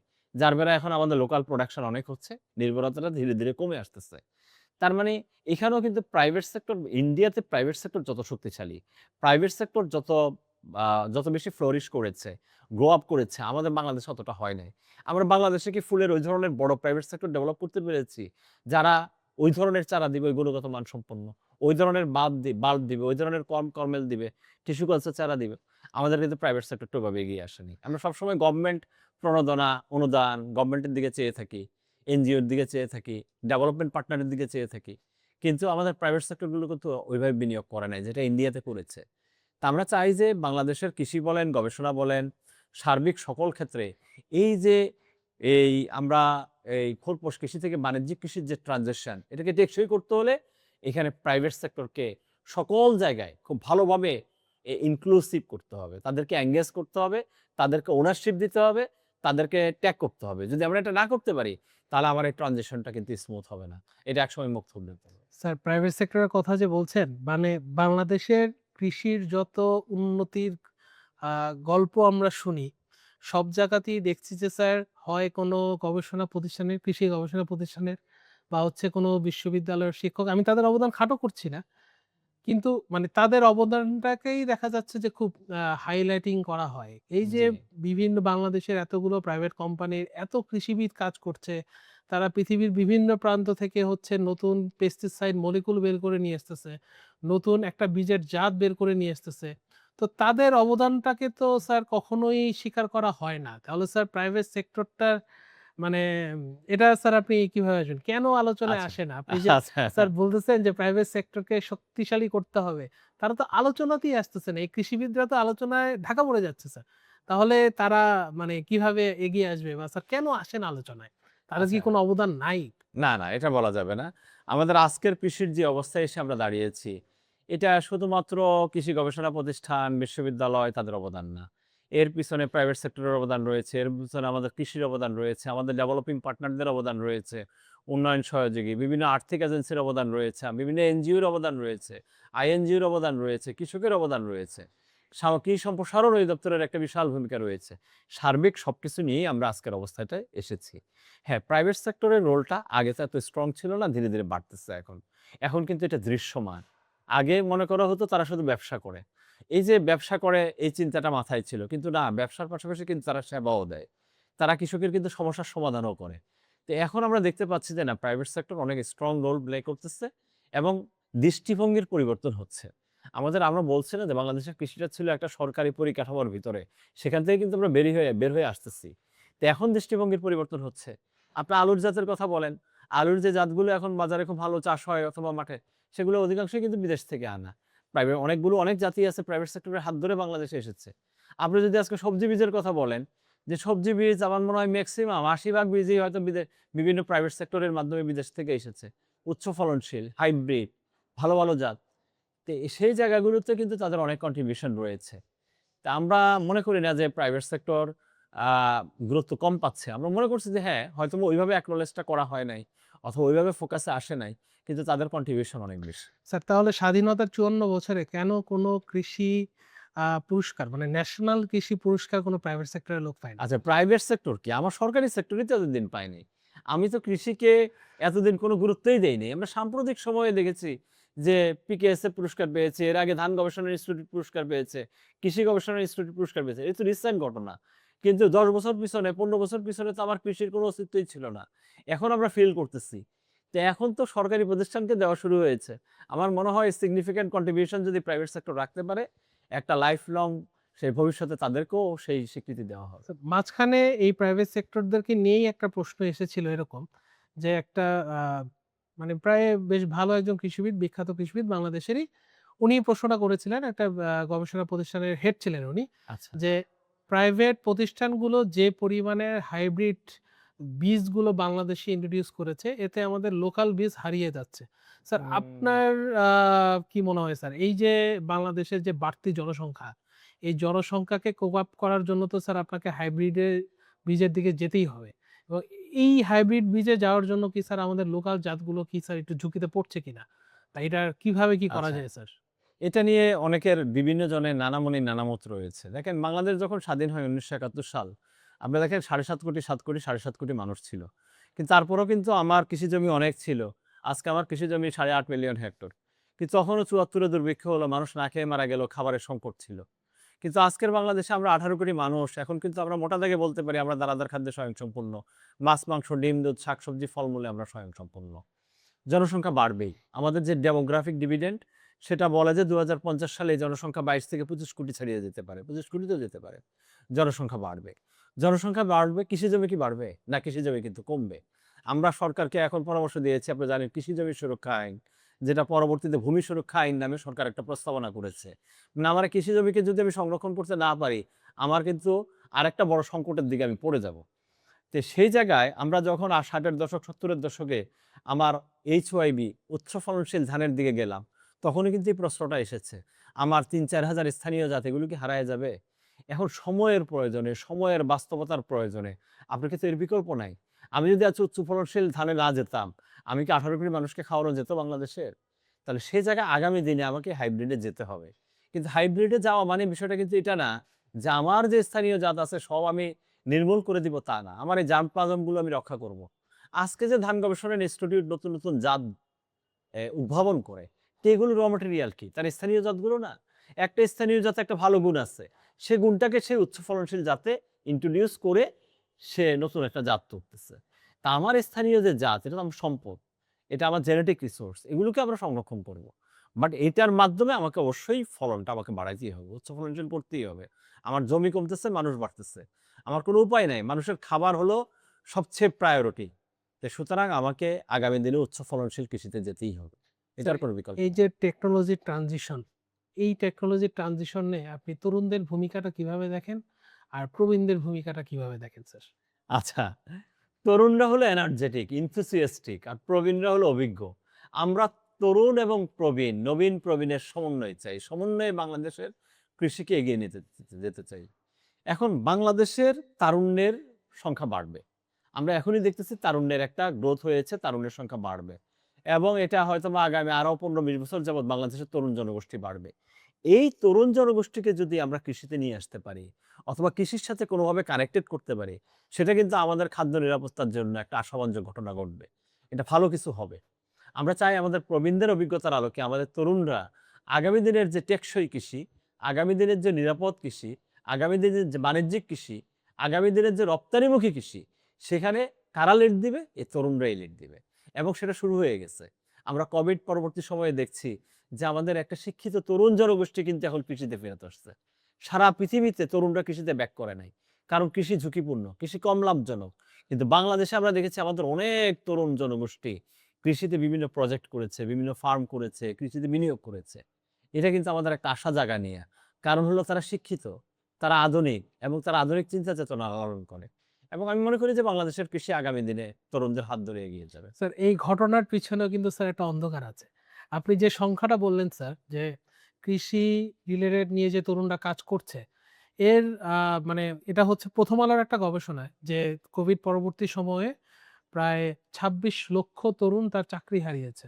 আচ্ছা, যার ভিতর ৮ লাখ ৮ থেকে ৮.৫ লাখ লোক হচ্ছে এই কৃষিতে সে হচ্ছে ফেরত গেছে, যার ভিতর অর্ধেক হয়তোবা স্বাবলম্বী করতে পেরেছে নিজেকে। মানে এগ্রিকালচারে নিজেকে ঠিকই অ্যাডপ্ট আছে। করতে পেরেছে। টিকে আছে, এখনো সাস্টেইনেবল হয়ে আছে। তাহলে স্যার এই অন্ধকারটাকে কি আমরা রেখে দিব স্যার? না, এই যে যারা কৃষিতে এসেছে আমরা দেখেছি তখন তারা অনেকেই আ আবেগের বশবর্তী হয়ে এসেছে। কেউ হয়তো বাংলার ছাত্র ছিল, কেউ ইতিহাসের ছাত্র ছিল। কৃষি নিয়ে তার জানা বোঝাটা ছিল না, পড়াশোনাটা ছিল না। এবং তাকে যে গাইড করবে, মেন্টরিং করবে অথবা সাপোর্ট দিবে, অ্যাডভাইজরি সার্ভিস দিবে সেটাও কিন্তু প্রাতিষ্ঠানিকভাবে তখন গড়ে ওঠে নাই। যার ফলে তারা কি করেছে YouTube, Facebook, সোশ্যাল মিডিয়া অথবা কিছু ভিডিও, আশেপাশের মানুষ এর ওর দেখে কিন্তু সে কাজ করেছে। তো এর ফলে যেটা হয়েছে সবাই কিন্তু সফল হতে পারে নাই। অনেকেই কিন্তু আমরা বলেছি কৃষি অনেক চ্যালেঞ্জিং। কৃষি একটা বিজ্ঞান, এখানে চ্যালেঞ্জ আছে, এখানে ঝুঁকি আছে, এটা পেরিশবল প্রোডাক্ট। তো ওই জায়গাটায় সবাই সফল হতে পারে নাই। কিন্তু অনেকে আবার তার ধীরে, ধীরে পড়ে গেছে, আবার উঠে দাঁড়িয়েছে, পড়ে গেছে, আবার উঠে দাঁড়িয়েছে। একটা সময় সে তার সক্ষমতাটা অর্জন করেছে। তো এই শুরু থেকে যারা কৃষিতে আসতেছে তাদেরকে যদি আমরা একটা এই সাপোর্ট গুলো দিতে পারি, তাহলে কিন্তু আবার তাদেরকে এই জায়গাটাতে টেকসই করা যাবে। কিন্তু আমরা তো ওই কাঠামোটা তৈরি করতে পারি নাই। ধরেন একজন কৃষিতে বিনিয়োগ করতে চায়, কাজ করতে চায়। আপনি কি তার জন্য বলতে পারেন যে এই একটা ট্রেনিং সেন্টার আছে, ওখানে গেলে তুমি ভালো ট্রেনিং পাবা, জানতে পারবা, শিখতে পারবা। আপনি কি রেফার করতে পারবেন? আমি তো কাউকে রেফার করতে পারি না। তাহলে এখনো পর্যন্ত আমি খুব স্পেশালাইজড। একজন হয়তো ফলের বাগান করবে। আমি তাকে বলতে পারি না ওইখানে যান। একজন অ্যাভোকাডো চাষ করবে। আমি তাকে বলতে পারি না এইখানে যান। তো সে কি করে? সে আরেকজন অ্যাভোকাডো চাষীর কাছে যায়। সে কি করলো? তার থেকে অভিজ্ঞতাগুলো নেয়। তারপরে সে এটাকে নিজের এখানে কাজ করে। তা আমরা কিন্তু ওইভাবে প্রাতিষ্ঠানিক কাঠামোটা দাঁড় করাতে পারি নাই। যার ফলে তারা একটু ওইভাবে তাদেরকে ডেভেলপ করতে পারে মানে না। স্যার ছোটবেলা থেকে সবারই একটা ইচ্ছে থাকে একটা গরুর ফার্ম দিব। হ্যাঁ। হ্যাঁ, ১০ টা গরু হবে, নিজের পায়ে নিজে দাঁড়াবো। এই স্বপ্নটা সত্য হয় না কেন স্যার? সত্য হয় না, ওই যে বললাম আমার তো ওই অভিজ্ঞতাটুকু নাই। একটা গরুর কোন অসুখ হলে আমাকে কোন টিকাটা দিতে হবে, কখন কোন প্রবলেম গুলো হয়, কখন কোন তাকে ভ্যাকসিনটা দিতে হবে, কখন তাকে কৃমির ওষুধ খাওয়াতে হবে, তার ফুডটা কেমন হবে, কোন ধরনের। আমার ওই অভিজ্ঞতা ছাড়াই যখন আমি মাঠে নেমে যাব, তখন তো আমার লুজার হওয়ার সম্ভাবনা থাকবে। আবার স্যার এই অংশটা একটা বড় অংশ এখনো বাংলাদেশে যারা এগ্রিকালচার নিয়ে পড়াশোনা করছে বা ডিভিএম নিয়ে পড়াশোনা করছে, তাদেরকে কিন্তু বেশ মানে ছাত্র-ছাত্রীর তুলনায় বেশ নিচু চোখেই দেখা হয়। এই কৃষি নিয়ে আর পড়া লাগে? এটা তো এমনিই পারে মানুষ। তো এই আ দৃষ্টিভঙ্গি থেকে মানে বের হওয়ার উত্তরণটা কি? আমরা যে কৃষি নিয়ে তো আলাপ করছি, যদি ভালো মানের ছাত্ররা যদি কৃষিতে না আসে, এই দৃষ্টিভঙ্গি যদি সমাজে থাকে, আপনি স্যার কিভাবে কৃষি নিয়ে আচ্ছা, আগাচ্ছেন? এটা তো একটা সামাজিক সমস্যা। আপনি যদি বলেন যে আমার একটা কৃষি ফার্ম আছে, আপনার কাছে তো মেয়েও বিয়ে দিবে না। যে লোকের কাছে স্বাভাবিক বিয়ে স্যার। দিয়ে লাভ কি? তার চেয়ে বরং আমি 2nd ক্লাস একজন কর্মকর্তা সরকারি চাকরি করে তার কাছে বিয়ে দিই। 3rd ক্লাস একজন কর্মকর্তার কাছে বিয়ে দিই। কিন্তু আপনি তার থেকে একটা সম্মানজনক স্বাধীন পেশায় আছেন। এটা আমাদের একটা মনস্তাত্ত্বিক দৈন্যতা। এটা এখনো রয়েছে। এবং যখনই কৃষির কথা বলা হয় তখনই একটু হেয় করে দেখা হয়। যে ও আচ্ছা কৃষি চাষাভুষা।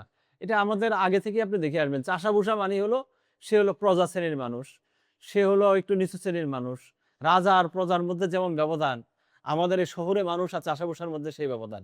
কিন্তু আমি চিন্তা করি না যে আমার টেবিলে যে খাবারটা পৌঁছে যায় সে খাবারটা কিন্তু সে তার কারণে হয়।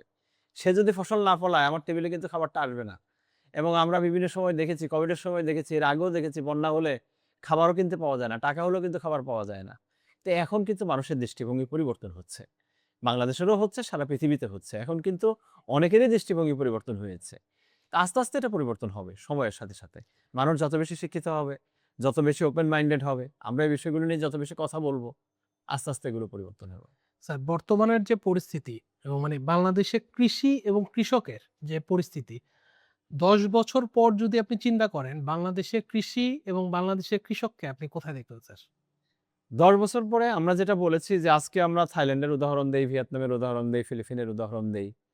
আমরা ইউরোপের কথা বাদই দিলাম। এরা আমাদের এশিয়ান কান্ট্রি, পার্শ্ববর্তী দেশ, খুব বেশি দূরের দেশ না। থাইল্যান্ড আজকে যে অবস্থায় গিয়েছে, কৃষিতে অনেক উন্নতি করেছে। আমরা চাই আগামী ১০ বছরের ভিতরে বাংলাদেশও এরকম একটা জায়গায় আমরা পৌঁছে যাব যে আমার কৃষি পণ্য সারা পৃথিবীর সকল দেশে পাওয়া যাবে। আপনি এখানে যখন এই যে ইউনিমার্টে যান, এই আপনার এই গুলশানে, সেখানে গিয়েও কিন্তু আপনি থাইল্যান্ডের কৃষি পণ্য পাবেন। আমি চাই যে আমার কৃষি পণ্যটাও সারা পৃথিবীতে ছড়িয়ে যাক। সেই জায়গাটাতে আমরা যেতে চাই স্যার এবং কৃষিকে কেন্দ্র করে আমরা সামনে এগিয়ে যেতে চাই। এগুলো নিয়ে কি স্যার গ্লোবাল গ্যাপের কোনো কার্যক্রম বাংলাদেশে ভালো মতন পরিচালনা করা যায়? হ্যাঁ, এখন গুড এগ্রিকালচারাল প্র্যাকটিস, উত্তম কৃষি চর্চা, আপনি জানেন আমাদের নিজস্ব একটি স্ট্যান্ডার্ড রয়েছে বাংলাদেশ গ্যাপ। সরকার অনেক বেশি বিনিয়োগ করছেন, সরকার অনেক বেশি চেষ্টা করছেন। আমরা এখন এই রপ্তানিমুখী কৃষি, নিরাপদ কৃষি, এটা হলো বাংলাদেশের কৃষির এখন সবচেয়ে বড় প্রায়োরিটি। আমরা বাণিজ্যিক কৃষি, টেকসই কৃষি। আশা করা যায় এখন যেভাবে আমরা এগিয়ে যাচ্ছি, সামনের দিনে হয়তোবা আমরা একটা ভালো অবস্থানের দিকে যেতে পারবো। গ্লোবাল গ্যাপও কাজ করতেছে। অনেক প্রতিষ্ঠান রয়েছে, তারা গ্লোবাল গ্যাপ সার্টিফিকেট নিয়েছে। তারা রপ্তানি শুরু করেছে এবং ধীরে, ধীরে এগুলো আরো বাড়বে। স্যার বাংলাদেশের কোন ফসলটাকে আপনি সবচাইতে সম্ভাবনাময় দেখেন স্যার? ধান বাদে? আচ্ছা, এখন সম্ভাবনাময় আমরা যদি বিগত ১ দশক দেখি, এই ১ দশক আমরা দেখেছি ফলের একটা জয়-জয়কার গেছে। আম, নানা রকম ফল, শুধু আম না, অন্যান্য ফলও রয়েছে। ড্রাগন ফ্রুটস, ড্রাগন ফল এসেছে, যশোর আম এসেছে, পেয়ারা এসেছে, বিভিন্ন রকমের। আমাদের ফল উৎপাদনে আমরা একটা ভালো অবস্থানে গিয়েছি। এখন আগামীতে কোনটা লিড করবে? আগামীতে যেটা হলো ক্যাশ ক্রপ, যেগুলোতে লাভজনক, কৃষকের জন্য যেটা লাভ হবে কৃষক সেদিকেই ডাইভার্ট হবে। সেটা কোনো ক্যাশ ক্রপও হতে পারে, অন্য কোনো ফসলও হতে পারে। তার মানে যেগুলো কৃষকের জন্য আমরা উচ্চ মূল্যের ফসল বলি, লাভজনক ফসল বলি। আপনি দেখেন কেন কৃষক ভুট্টা করে? কারণ সে লাভ বেশি পায়। কেন সে ধানের জমিতে আম গাছ লাগালো? কারণ সে লাভ বেশি পায়। মানে দিন শেষে লাভটা হলো ইম্পোর্টেন্ট। তা আমরা মনে করি যে আগামী দিনে এ ধরনের উচ্চ মূল্যের ফসল অথবা ক্যাশ ক্রপের চাহিদাটা হয়তো বাড়তে পারে। স্যার আমি যদি যেমন এখন ফুল, ফুলও কিন্তু এখন লাভজনক হয়েছে, তাই না? ফুলের চাহিদা বাড়তেছে না? আগে শুধু আপনি যশোরে পাইতেন। এখন এখন সাভারে আপনি আছে, নরসিংদী ঝিনাইদহ আছে। হয়ে গেছে, চুয়াডাঙ্গায় হয়েছে, সাভারে হয়েছে, ময়মনসিংহ অঞ্চলে হয়েছে। তার মানে কি? এখানে লাভ আছে। তার মানে এই যে লাভজনক ফসল, বৈচিত্র্যময় ফসলের দিকে আমাদের সামনে সম্ভাবনাটা বাড়বে। স্যার আমি যদি এখন চিন্তা করি আমি আর চাকরি-বাকরি করব না। নেক্সট 10 ইয়ার্স পর আমি একটা ভালো কৃষি ফার্ম দাঁড় করাবো। তাহলে স্যার আপনি আমাকে এই ১০ টা বছর কোন ফসলের জন্য ইনভেস্ট করতে বলবেন? এটা সুনির্দিষ্টভাবে বলা যাবে না। এটা আপনাকে খুঁজে বের করতে হবে। আপনি এটা তো বলে দিলে এটা ক্লাইম্যাক্সই থাকবে না। আপনাকে এটা কেউই বলতে পারবে না। ধরেন আজকে আমরা দেখেছি শশাতে করে অনেকে লাভবান হয়েছে। ৳১০০ কেজি বিক্রি করেছে, কালকে তো ৳১০ হয়ে গেছে। তার মানে এই বিষয়গুলো সুনির্দিষ্টভাবে বলা খুব কঠিন। কিন্তু তারপরেও আমরা বলেছি যে যারা ফল চাষ করেছে বিগত ১০ বছরে তারা বেশ লাভবান হয়েছে এবং তাদের এই ফার্মিংটা সাস্টেইনেবল হয়েছে।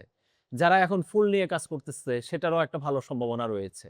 এজন্য অপ্রচলিত ফল-ফসল যেগুলোর ভ্যালু এডিশন করা যায়, যেগুলো প্রসেস করা যায় অথবা যেগুলা ক্যাশ ক্রপ, যেগুলো উচ্চ মূল্যের ফসল, এগুলো নিয়ে কাজ করলে লাভবান হওয়ার সম্ভাবনা আছে। স্যার আলুর মার্কেটটা কেন এত আনপ্রেডিক্টেবল? যেমন এই বছর আলুতে কোম্পানি থেকে শুরু করে কৃষক সবাই ধরা খেয়েছে। এর আগের বছর আলুতে কোম্পানি থেকে কৃষক সবাই লাভ করেছে আগের বছরগুলোতে। না আলুর মার্কেটটা কেন এত আনপ্রেডিক্টেবল? এটা তো অন্যান্য মার্কেটের ক্ষেত্রে এরকম দেখা যায় না। আলুর মার্কেটে যেভাবে এরকম আপস এবং ডাউনস, মিডল বলে কিছু নেই। হয় আপসে না হলে ডাউনে।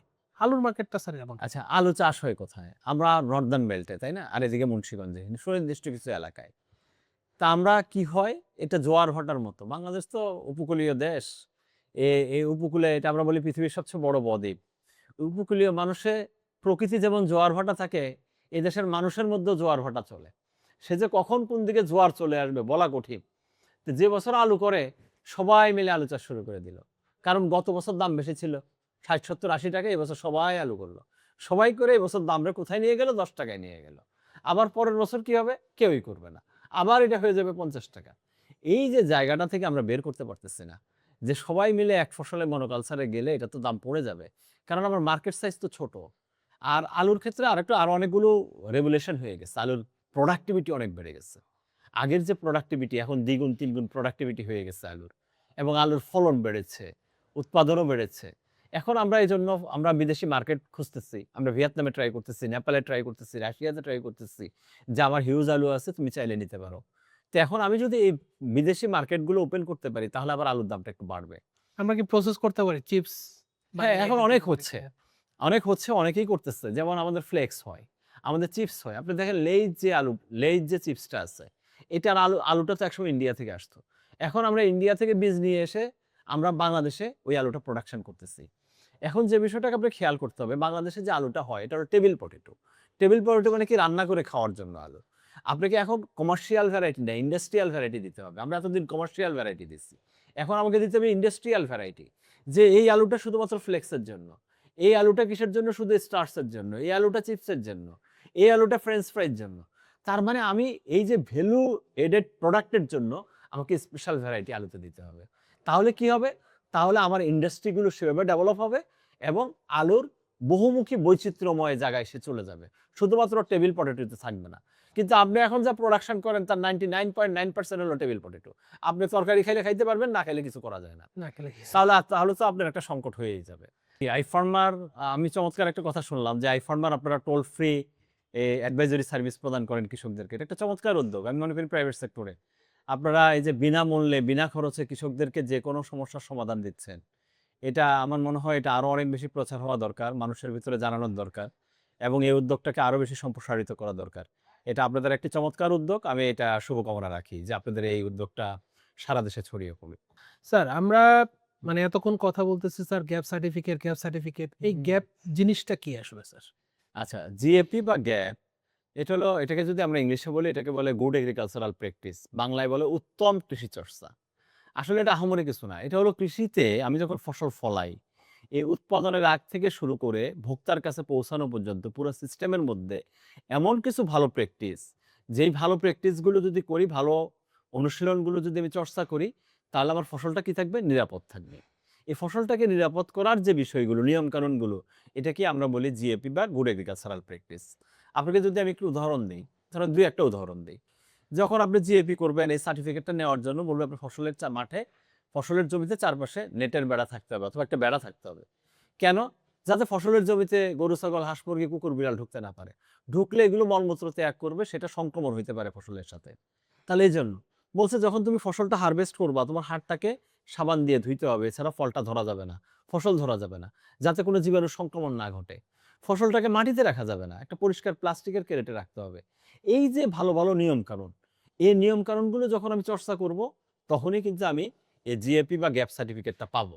তাহলে কি স্যার এই পিপিই যেটা আমরা বলি স্যার মানে পেস্টিসাইড মারার আগে ভালো একটা প্রোটেক্টেড কাপড় পরা, মাস্ক হ্যাঁ, পরা, পার্সোনাল এটাও কি প্রোটেক্টিভ ইকুইপমেন্ট এটা ম্যান্ডেটরি। এটাও আপনি mandatory? গ্যাপ শুধুমাত্র গ্যাপের ম্যান্ডেটটা কি? গ্যাপ হলো নিরাপদ খাবারের নিশ্চয়তা দেয়, নিরাপদ পরিবেশের নিশ্চয়তা দেয় এবং কর্মীর স্বাস্থ্য নিরাপত্তা কল্যাণ। এটা গ্যাপের ম্যান্ডেটরি পার্ট। তাহলে ওই যে শ্রমিক যে স্প্রে করে, সে যদি এই ব্যক্তিগত সুরক্ষা সামগ্রী বা পিপিই যদি না পড়ে, তাহলে তো তার স্বাস্থ্য ঝুঁকিতে পড়বে। সুতরাং এটা গ্যাপের জন্য ম্যান্ডেটরি। এগুলো করতেই হবে। স্যার তাহলে এটা নিয়ে আমাদের সরকারের কি পরিকল্পনা আছে? ভবিষ্যৎ কি পরিকল্পনা আছে? আচ্ছা, আপনারা জানেন যে সরকারের একটা প্রকল্প রয়েছে পার্টনার প্রকল্প এবং বাংলাদেশের কৃষিতে আমরা দেখেছি সবচেয়ে বড় প্রকল্প হলো পার্টনার প্রকল্প। পাবনার এবং ড্যাম যেটা ডিপার্টমেন্ট অফ এগ্রিকালচার। না, ড্যাম না, এটার অনেকগুলো এজেন্সি রয়েছে। ডিএ রয়েছে, ড্যাম রয়েছে, বাড়ি আছে, বিএডিসি আছে, হর্ডেক্স আছে। অনেকগুলো পার্টনার নিয়ে। এটা একটা হলিস্টিক অনেকগুলো পার্টনারের সমন্বয়ে। প্রায় ৭ থেকে ৮,০০০ কোটি টাকার প্রকল্প।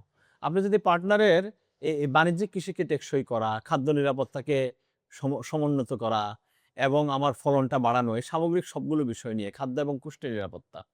তো সেখানে ১ নম্বর ডিএলআই কিন্তু বলা আছে গুড এগ্রিকালচারাল প্র্যাকটিস। তার মানে ওখানে অনেকগুলো অবজেক্টিভস রয়েছে। ১ম অবজেক্টিভসটাই হলো উত্তম কৃষি চর্চাকে ইন্ট্রোডিউস করা এবং সেটা বাস্তবায়ন করা।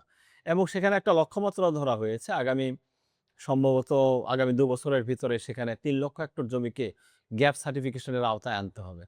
তো সরকারের একটা টার্গেটও আছে। সরকার কিন্তু সেজন্য কাজও করে যাচ্ছে।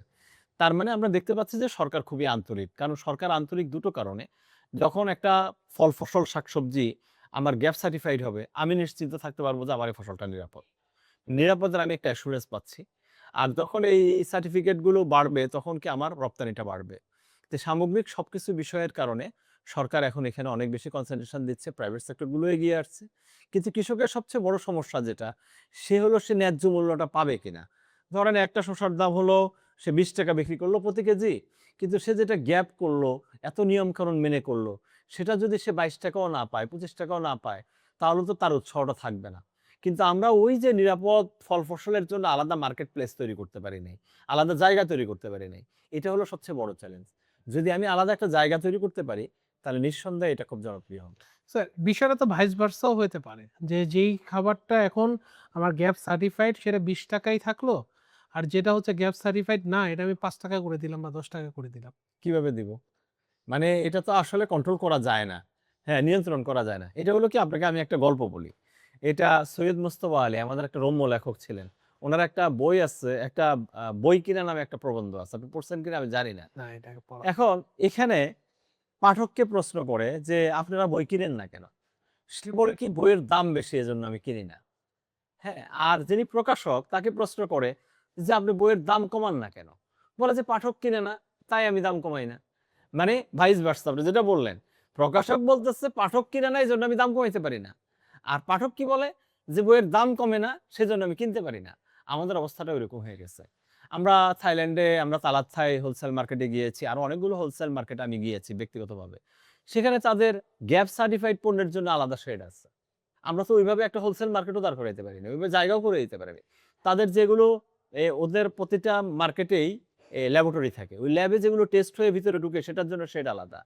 গ্যাপ সার্টিফাইড প্রোডাক্টের শেড আলাদা, নরমাল শেড আলাদা। তারা আলাদা, আলাদা মার্কেট প্লেস তৈরি করতে পারছে। আমাদের একটু সময় লাগবে কিন্তু আমরাও পারব।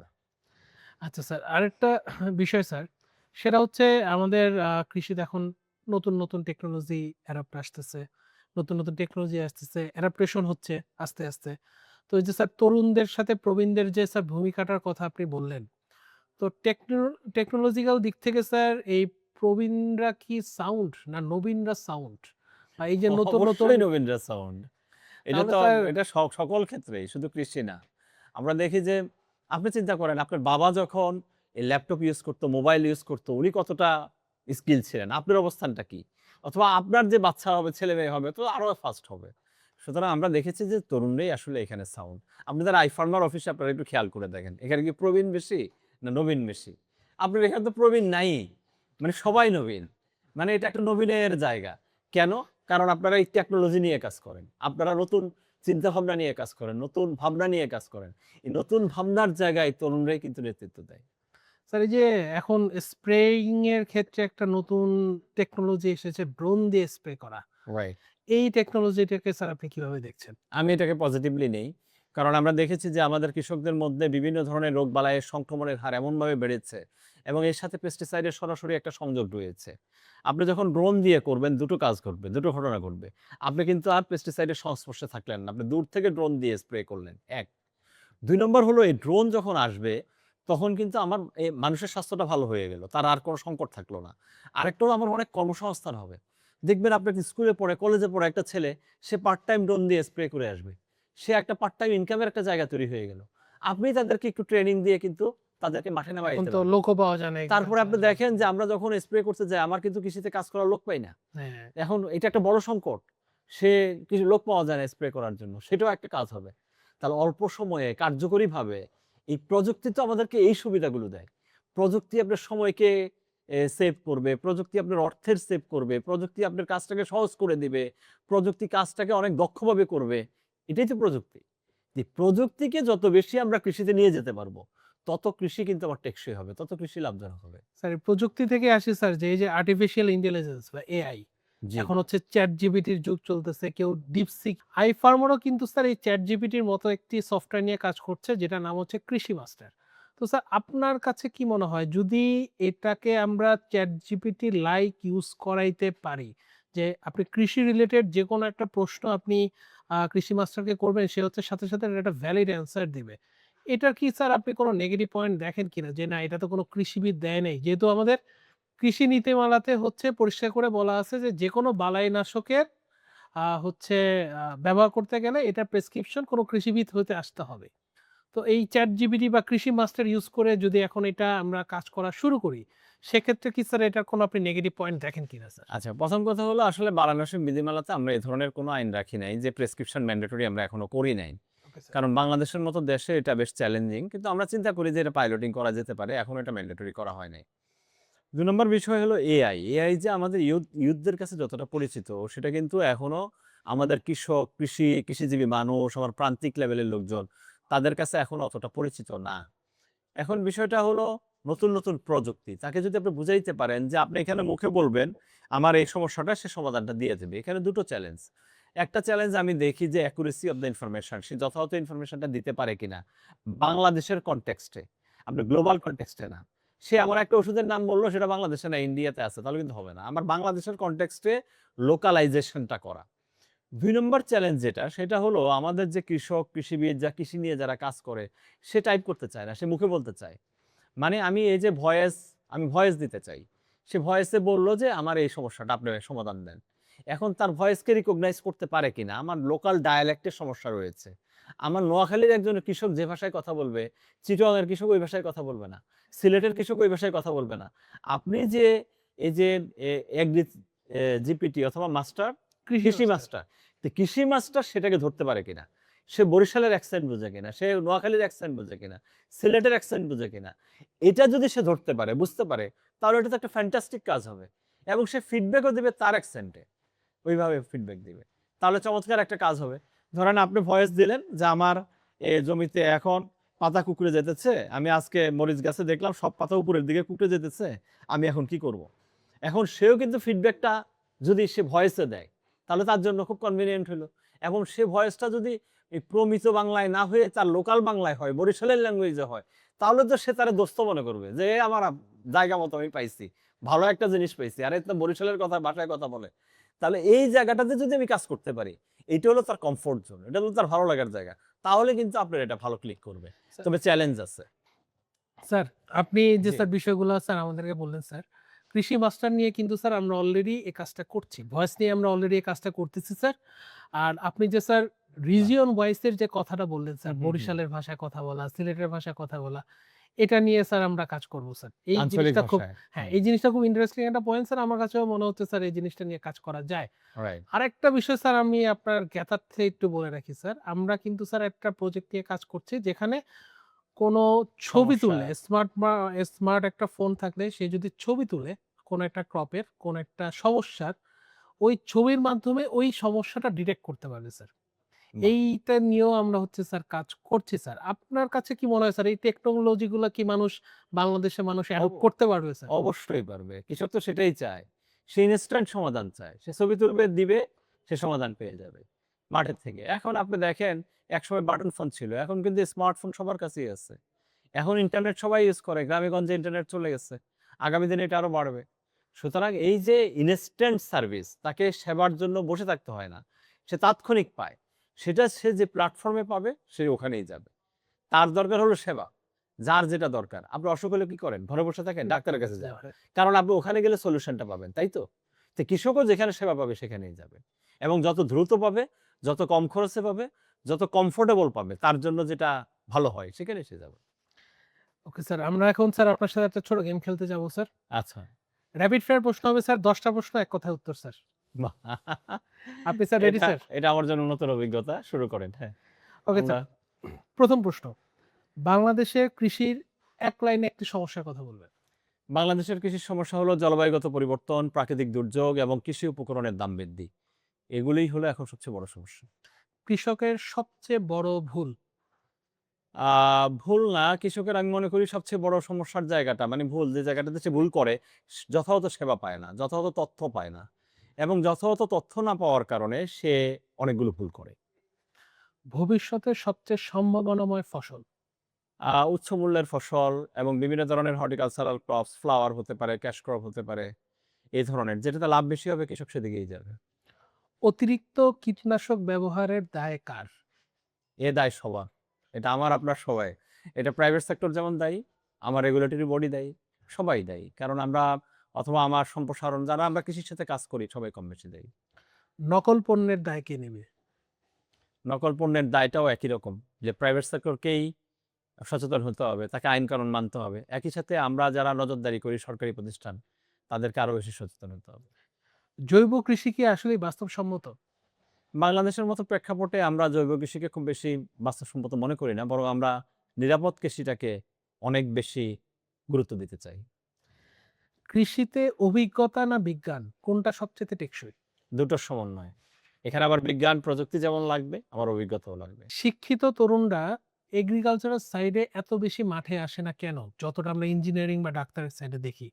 কৃষি আপনি আগেই বলেছেন এটা পচনশীল পণ্য নিয়ে কাজ করা, অনিশ্চয়তা বেশি, এখানে ঝুঁকি বেশি। এজন্য অনেক সময় অনেক শিক্ষিত মানুষ এখানে বিনিয়োগ করতে চায় না।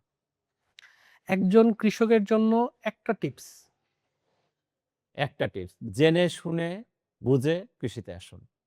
ধন্যবাদ স্যার। তাহলে আজকের আলোচনায় আমাদের একটা জিনিস পরিষ্কার, সেটা হচ্ছে কৃষি নিয়ে যদি আমরা কাজ করতে চাই, শুধুমাত্র প্রোডাকশন বা হচ্ছে উৎপাদন নিয়ে কাজ করলেই হবে না। কৃষিতে যেমন হচ্ছে গবেষণার দরকার আছে, তেমন হচ্ছে মাঠ পর্যায়ে কাজ করার দরকার আছে। কোন জায়গায় কতটুকু হচ্ছে ফাইন্যান্সিং করতে হবে তার দরকার আছে, নীতি নির্ধারকের দরকার আছে। সর্বোপরি এই জটিল ৪ টা বিষয় নিয়েই হচ্ছে আমাদের কৃষি। আমাদের এই কৃষিকে এভাবেই হচ্ছে আমাদেরকে এগিয়ে নিয়ে যেতে হবে। ধন্যবাদ স্যারকে। স্যার এতক্ষণ আপনি আমাদের সাথে ছিলেন। আমাদের iFarmer কৃষি রকে এতক্ষণ সময় দেওয়ার জন্য আপনাকে অসংখ্য ধন্যবাদ স্যার। আশা করি স্যার এই পডকাস্টে আমরা ভবিষ্যতে আবারও বসবো এবং আরো নতুন বিষয়গুলো নিয়ে স্যার আমরা কথা বলব।